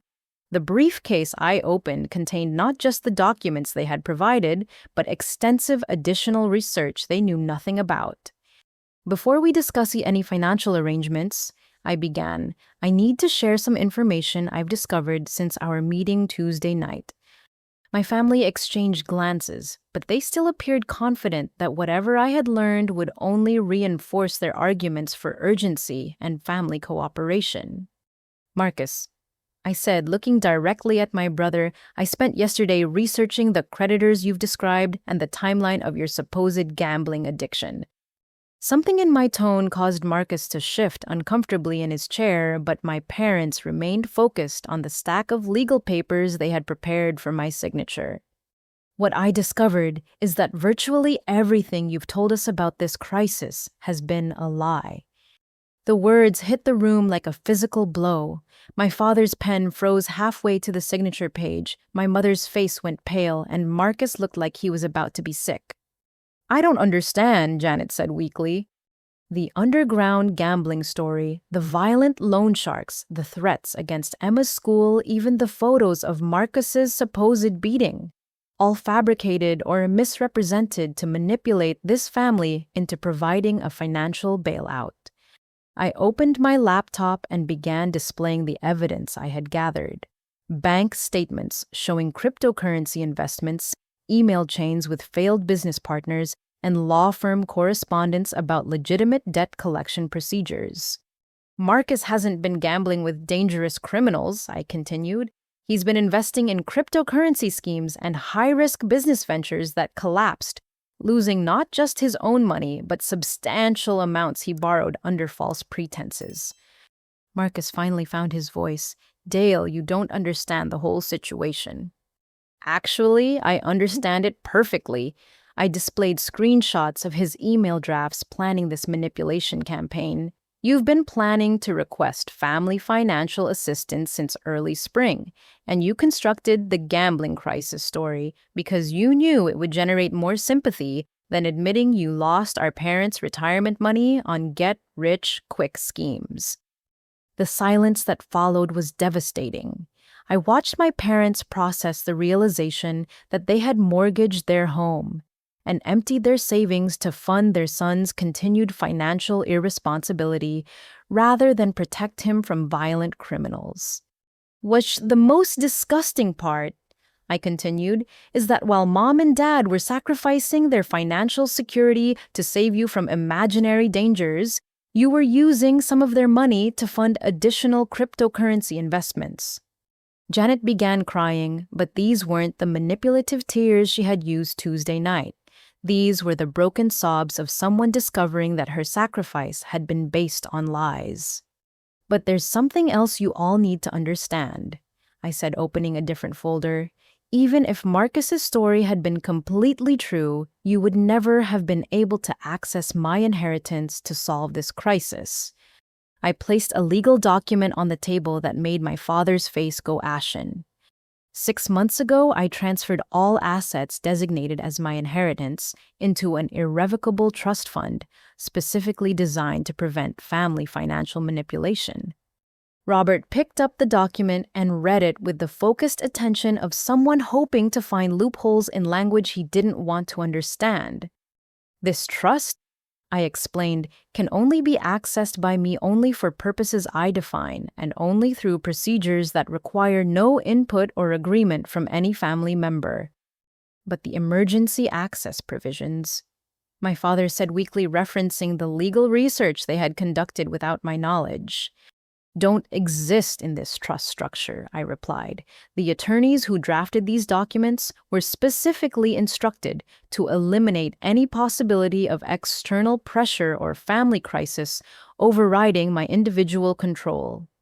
I placed additional documentation on the table, showing the comprehensive legal protections I had put in place. "The emergency provisions you researched apply to standard inheritance arrangements. This trust was designed by specialists in family financial protection, specifically to prevent the exact scenario you've been planning for weeks." My mother looked up from her, crying with confusion and growing anger.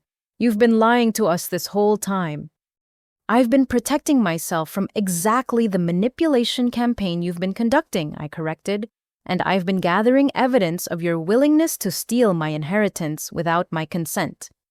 I played segments of Tuesday night's recorded conversation, including my parents' casual discussion of accessing my trust fund through emergency provisions and their explicit threats to cut me out of the family if I refused to cooperate. "This recording documents your attempt to coerce me into financial surrender through emotional blackmail and threats of permanent family exile." The atmosphere in the conference room had transformed completely. What had begun as an expected celebration of their manipulation success had become a devastating exposure of lies, favoritism, and attempted financial theft. "Marcus, I said, turning back to my brother. Your creditors are demanding payment of legitimate debts you incurred through your own poor decisions. These aren't violent criminals who will hurt your family.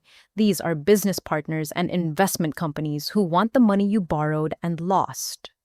I displayed printouts of the actual communications from his creditors, showing professional language about legal collection procedures rather than threats of violence. The surveillance of Emma's school was background checking performed by attorneys representing people you defrauded.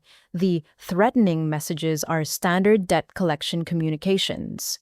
And the loan shark beating photos are from your arrest 6 months ago for fighting in a sports bar. Marcus slumped in his chair as the full scope of his deception became undeniable. Dale, I can explain. You can explain how you manipulated our parents into mortgaging their home while you continued gambling with their money. It wasn't gambling, he said weakly. It was investing. Investing in cryptocurrency schemes that promised impossible returns while you hid the truth from people who were sacrificing everything to help you. My father set down the legal documents with shaking hands. Marcus, is this true? Have you been lying to us about everything? The question carried the weight of months of financial sacrifice and emotional stress that had been based on fabricated dangers. I was trying to protect you from worrying, Marcus said, which was perhaps the most infuriating response he could have offered.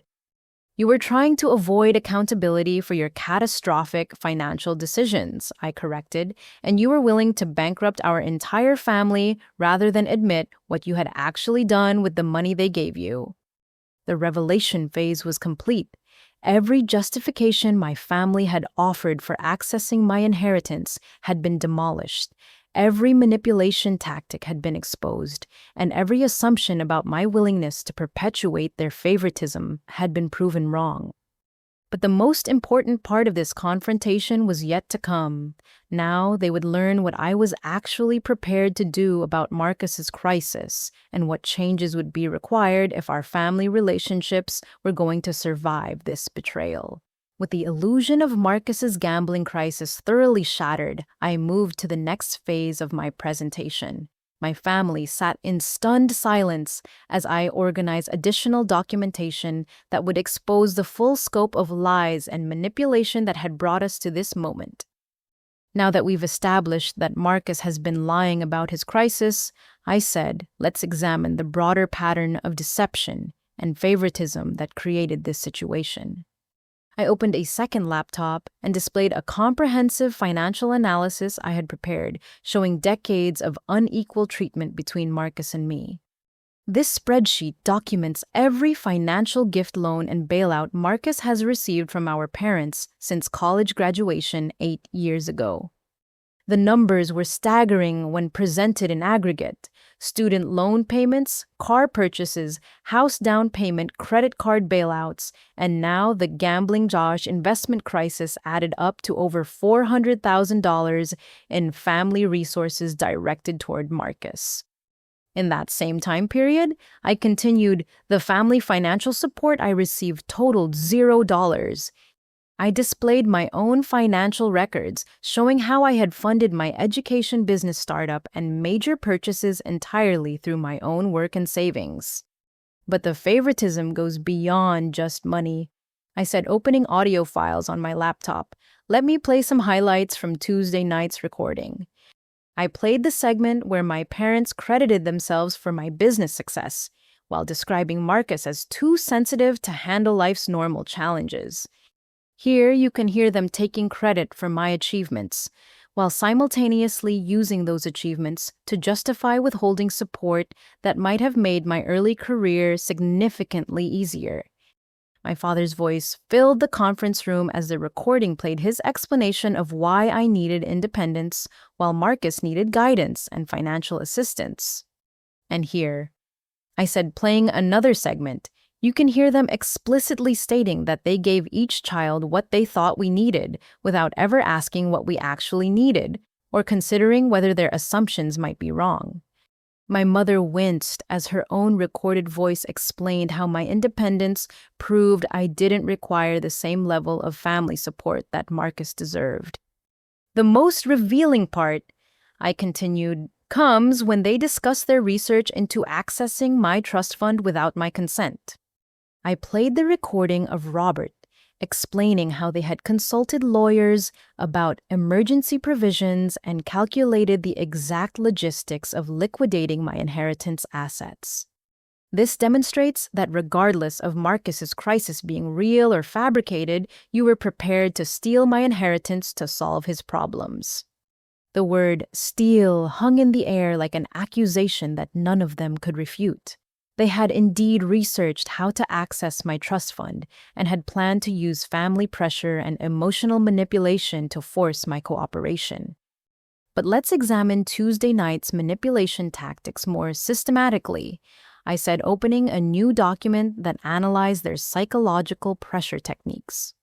First, you established urgency by claiming Marcus was in immediate physical danger, making it impossible for me to take time to research your claims or consider alternatives. I displayed a timeline showing how they had compressed decision-making into less than 48 hours while demanding immediate commitment to liquidating my entire inheritance. Second, you used threats of permanent family exile to make refusal seem emotionally impossible, claiming you could never forgive me for choosing money over family safety.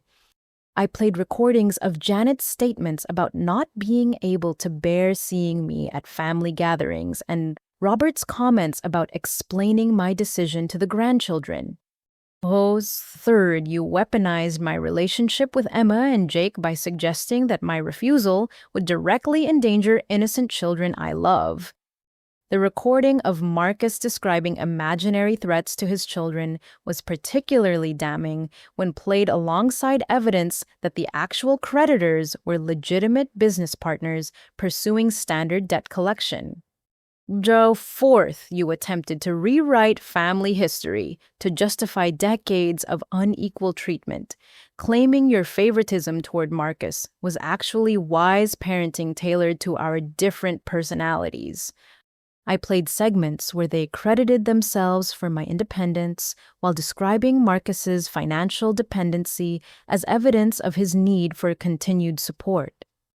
And finally, I said, you attempted to override my individual decision-making by presenting this as a family crisis requiring collective sacrifice when actually it was Marcus's personal crisis that he had artificially escalated through lies and manipulation.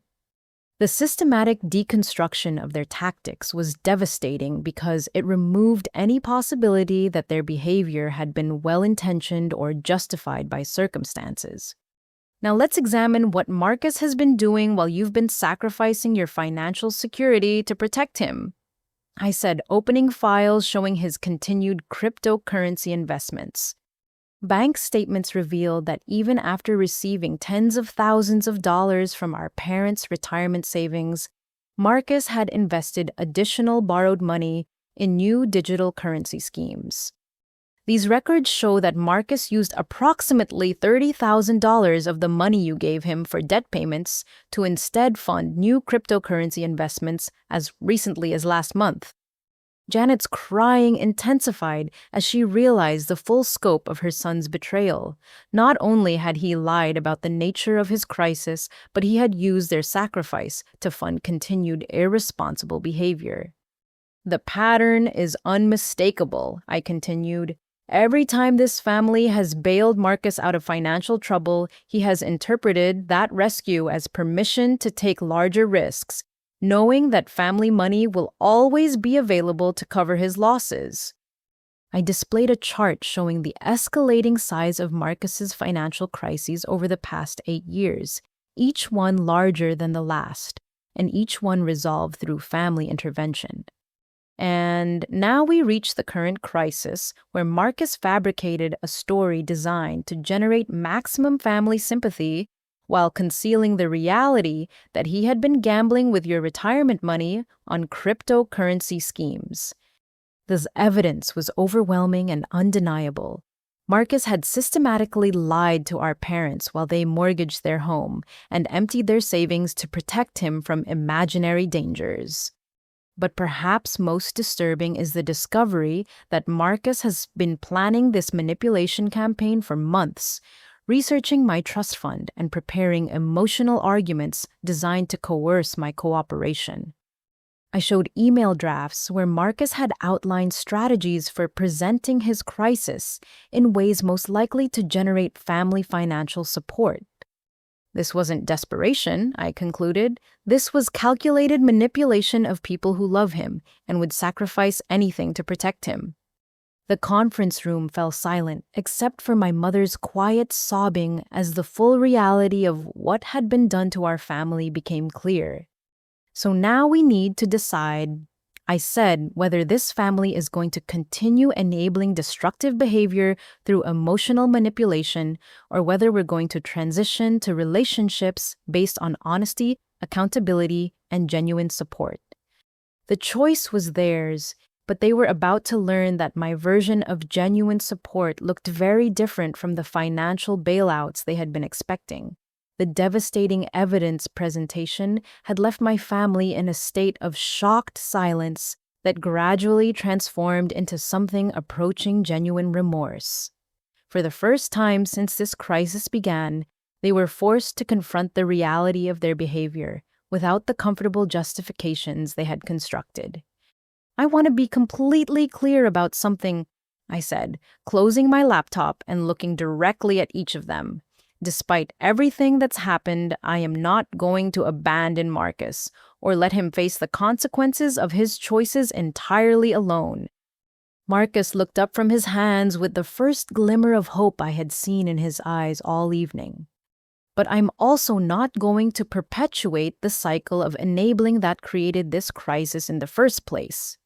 I continued, if this family is going to heal from this situation, we need to establish completely new patterns of accountability and support. I opened a new folder containing documents I had prepared that afternoon after completing my investigation into Marcus's actual financial situation. Here's what I'm prepared to do, I said, placing a formal proposal on the conference table. I will personally loan Marcus the money he needs to resolve his legitimate debts, but only under conditions that ensure this is truly the final bailout he will ever receive from this family. My parents leaned forward to read the proposal, their expressions shifting from relief to confusion as they processed the terms I was offering. Marcus first. I explained, Marcus must enter a certified financial counseling program within 1 week and provide monthly progress reports to a family oversight committee for the next 2 years. What kind of oversight committee? Marcus asked cautiously.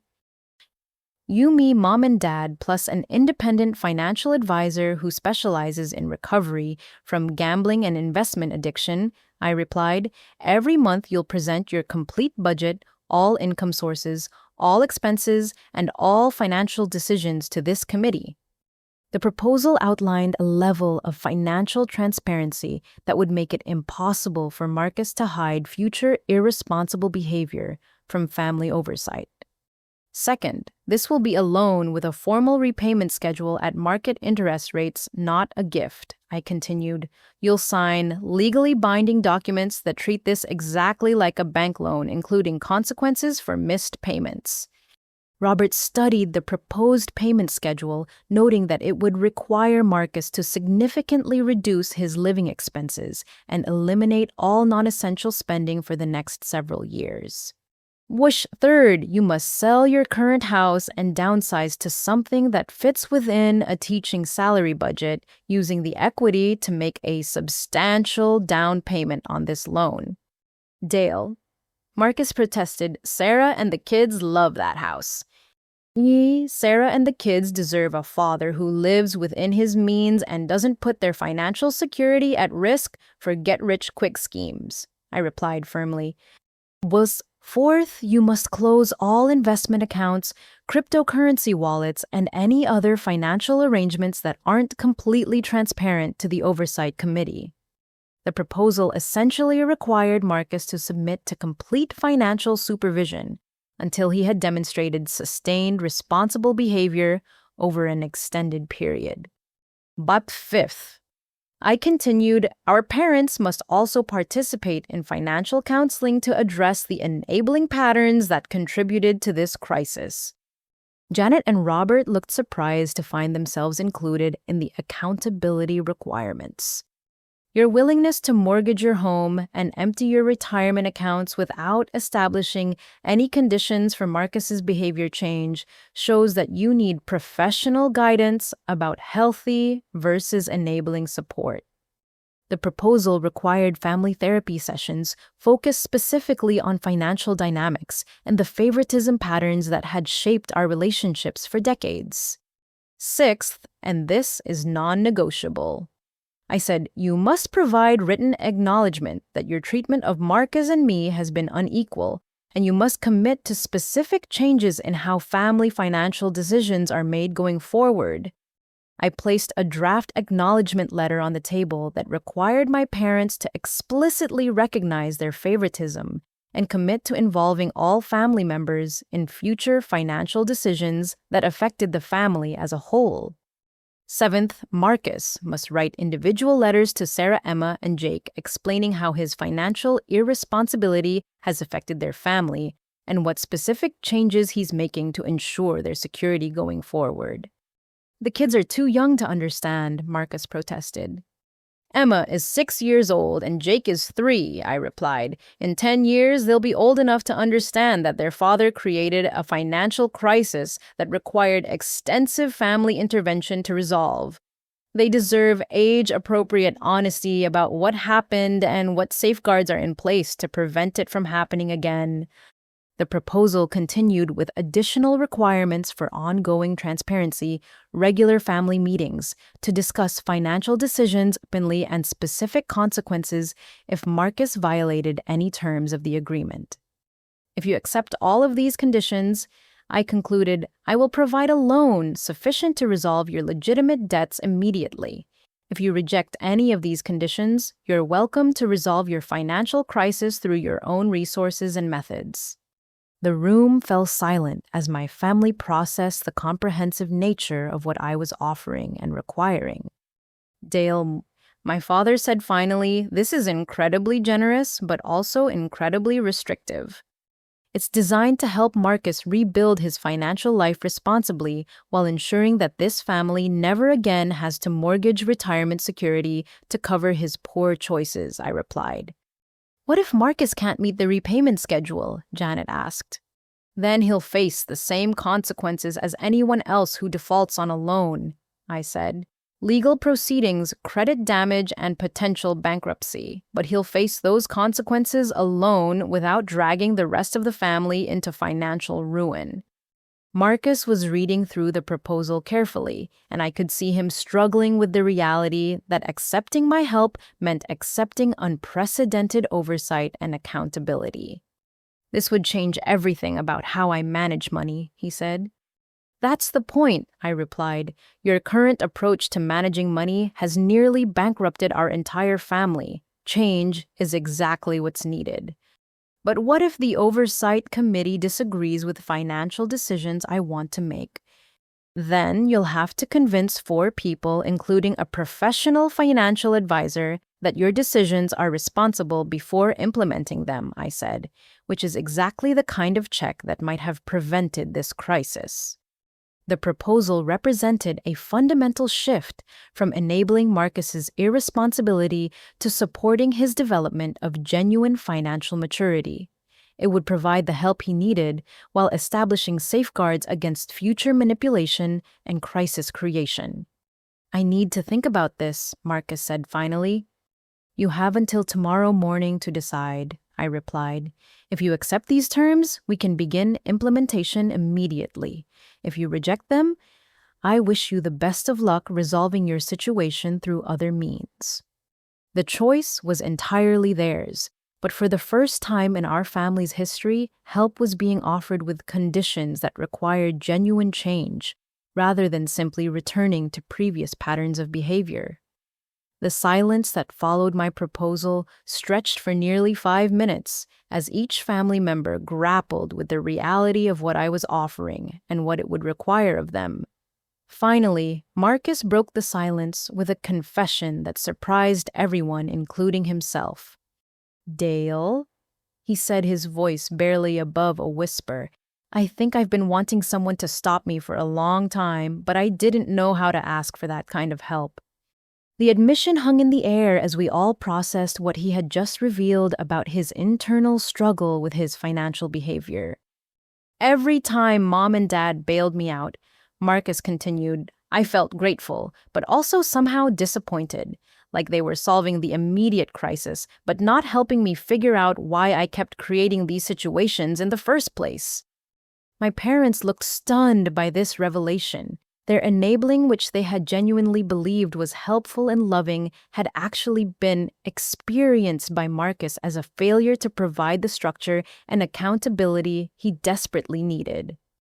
"When you started outlining all these conditions and oversight requirements," Marcus said, looking directly at me, "my first reaction was anger and embarrassment, but underneath that, I felt relief."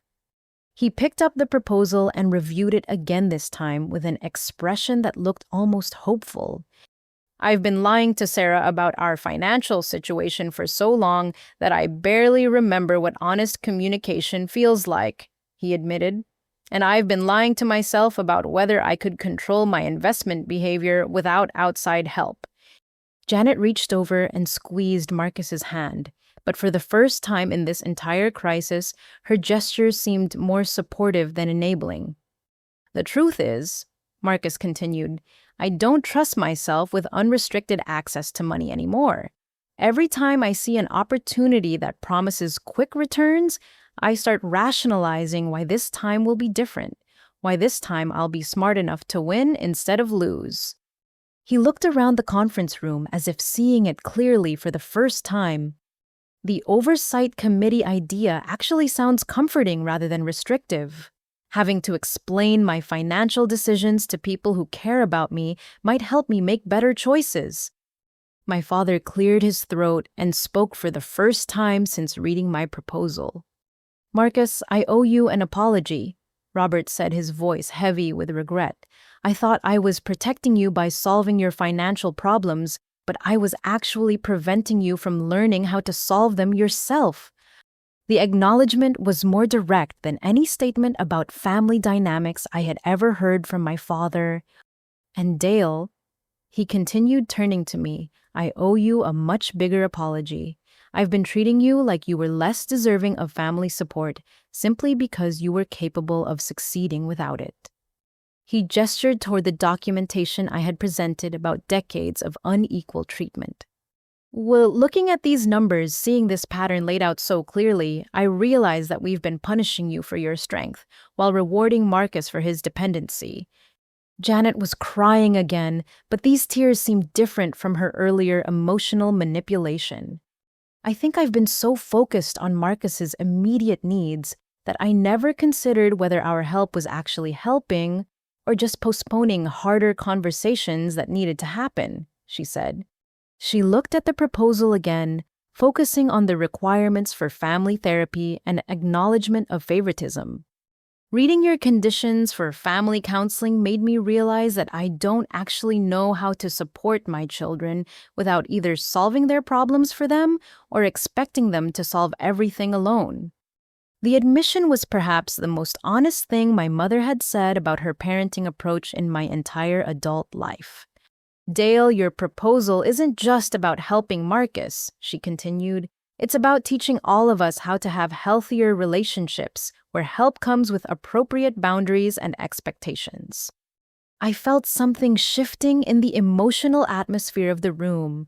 For the first time since this crisis began, my family members were taking genuine accountability for their behavior rather than simply trying to manipulate my response to their problems.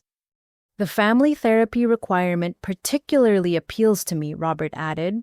"I think we need professional guidance about how to show love and support without creating dependency or resentment."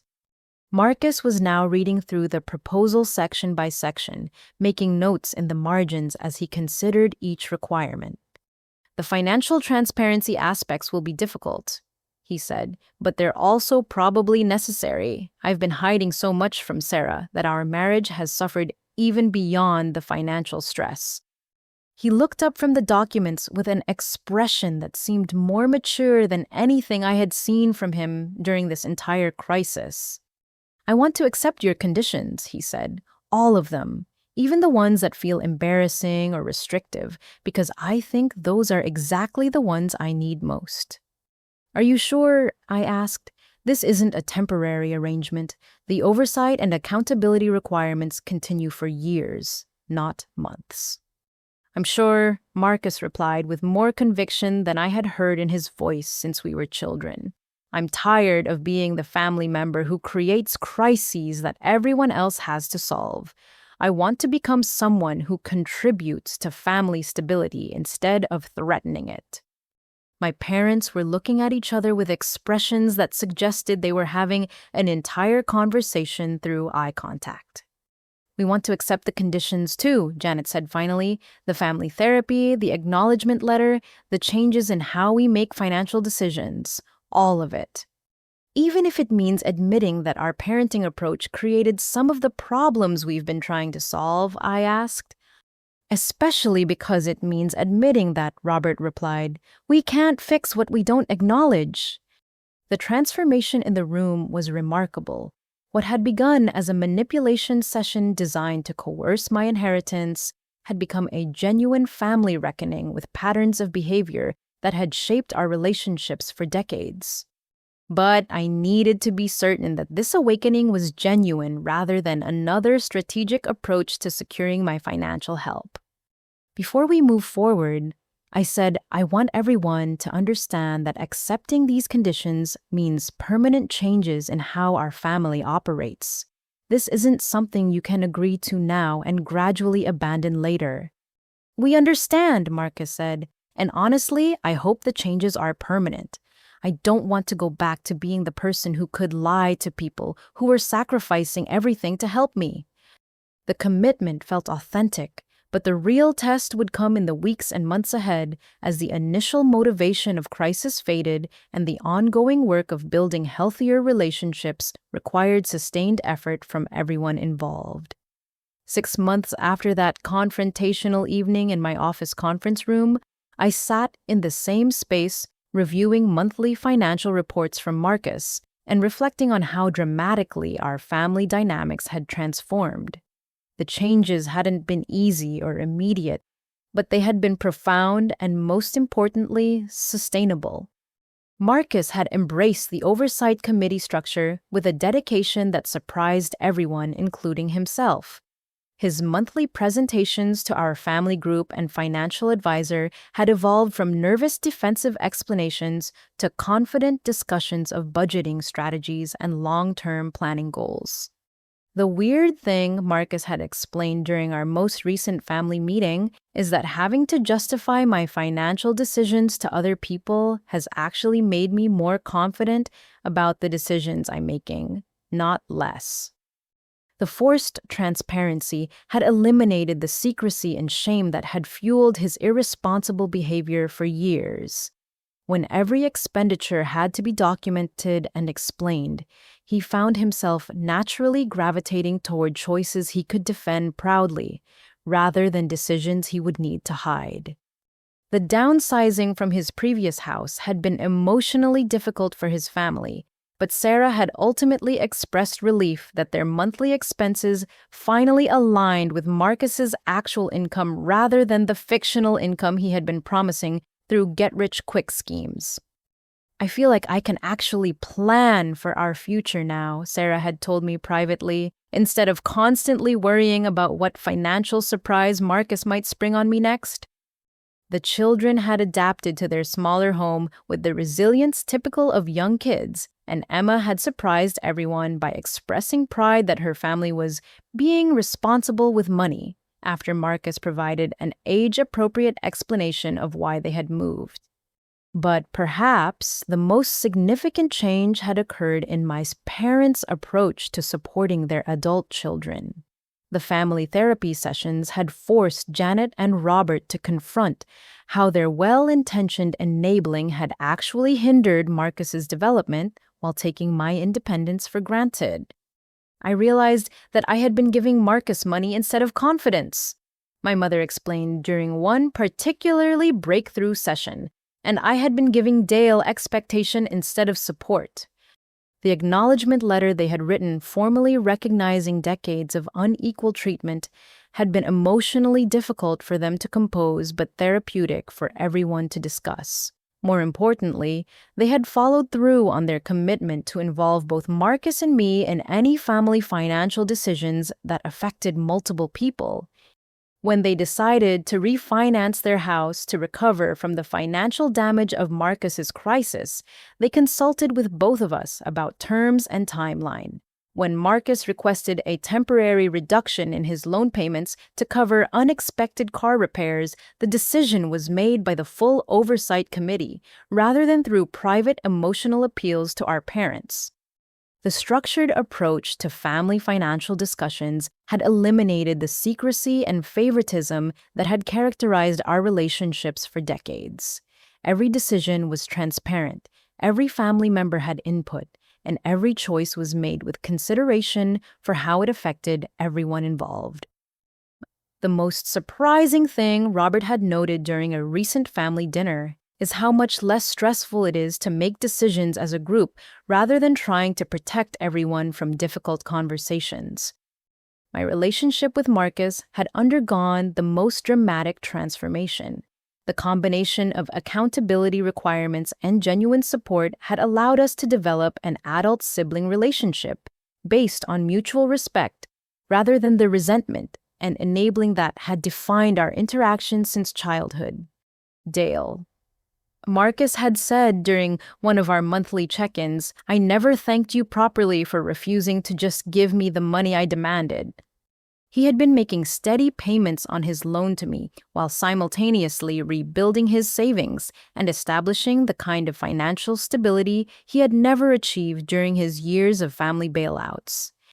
"If you had liquidated your inheritance to pay my debts," he continued, "I would have learned that lying and manipulation could solve my problems. Instead, you taught me that honesty and accountability could solve them." The loan structure had also protected my parents' retirement security while ensuring that Marcus's crisis didn't become a permanent family financial burden.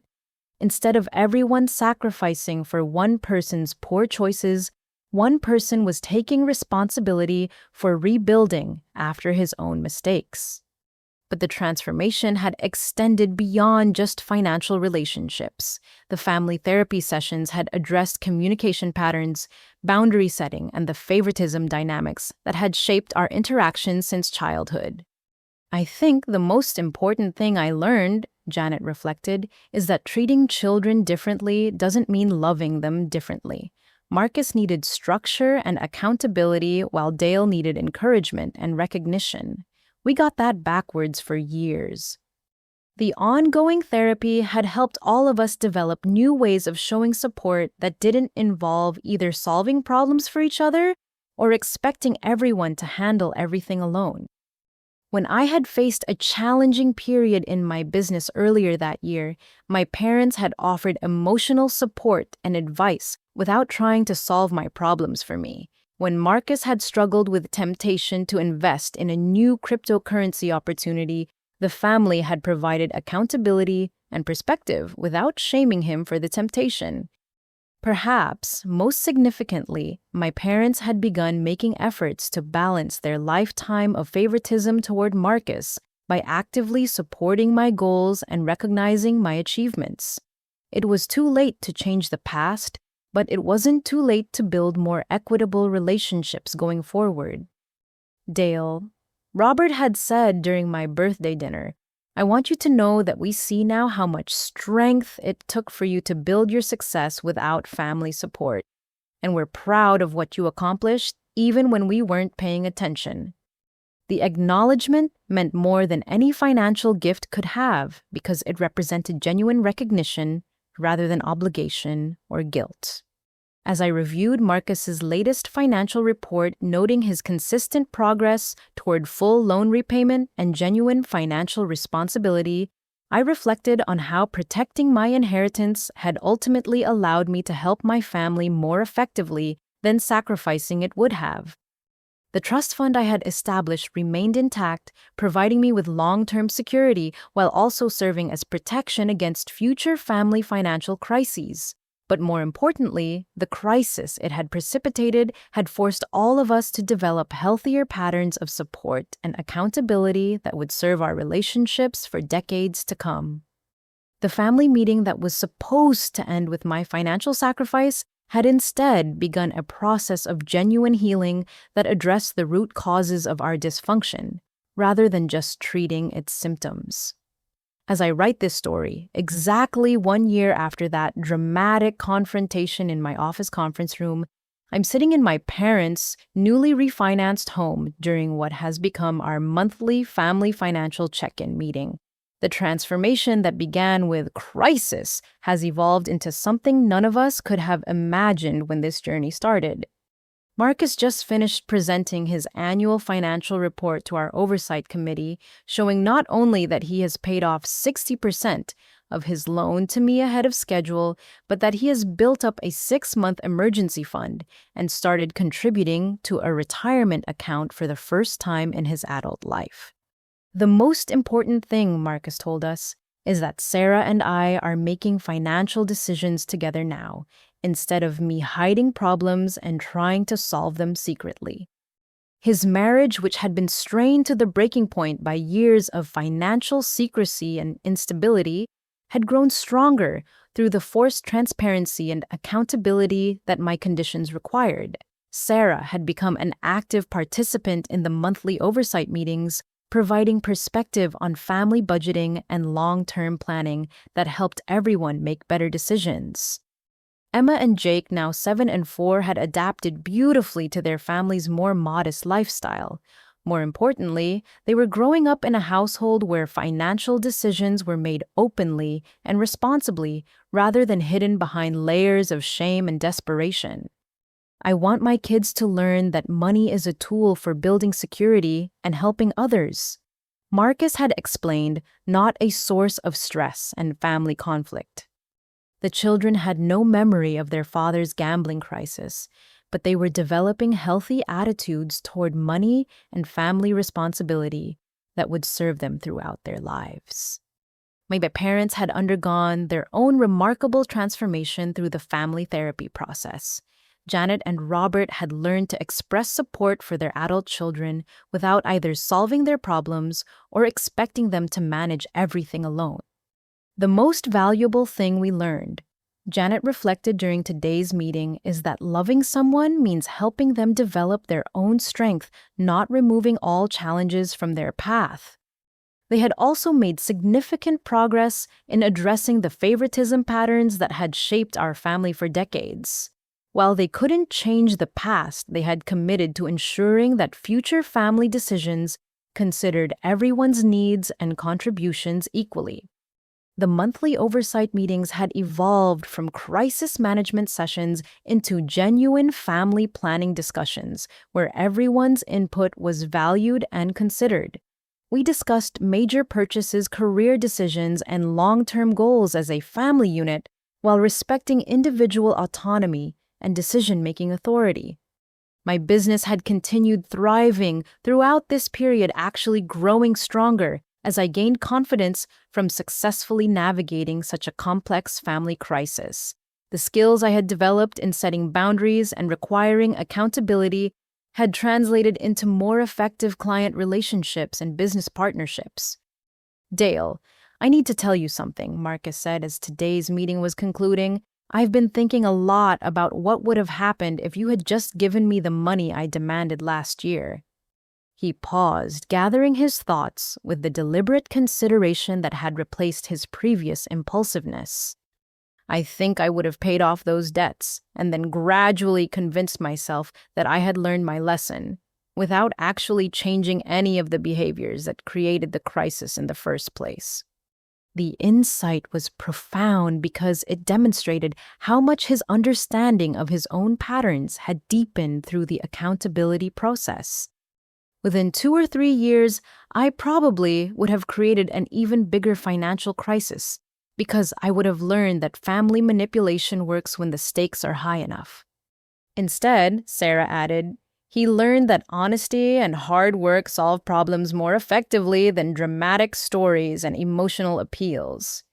The contrast between the family dynamics we had operated with for decades and the healthy relationships we had built over the past year was remarkable. Instead of crisis-driven decision-making, we had developed proactive planning. Instead of secrecy and favoritism, we had established transparency and equality. But perhaps, most importantly, instead of enabling destructive behavior through misguided kindness, we had learned to show love through appropriate boundaries and genuine support for each other's growth.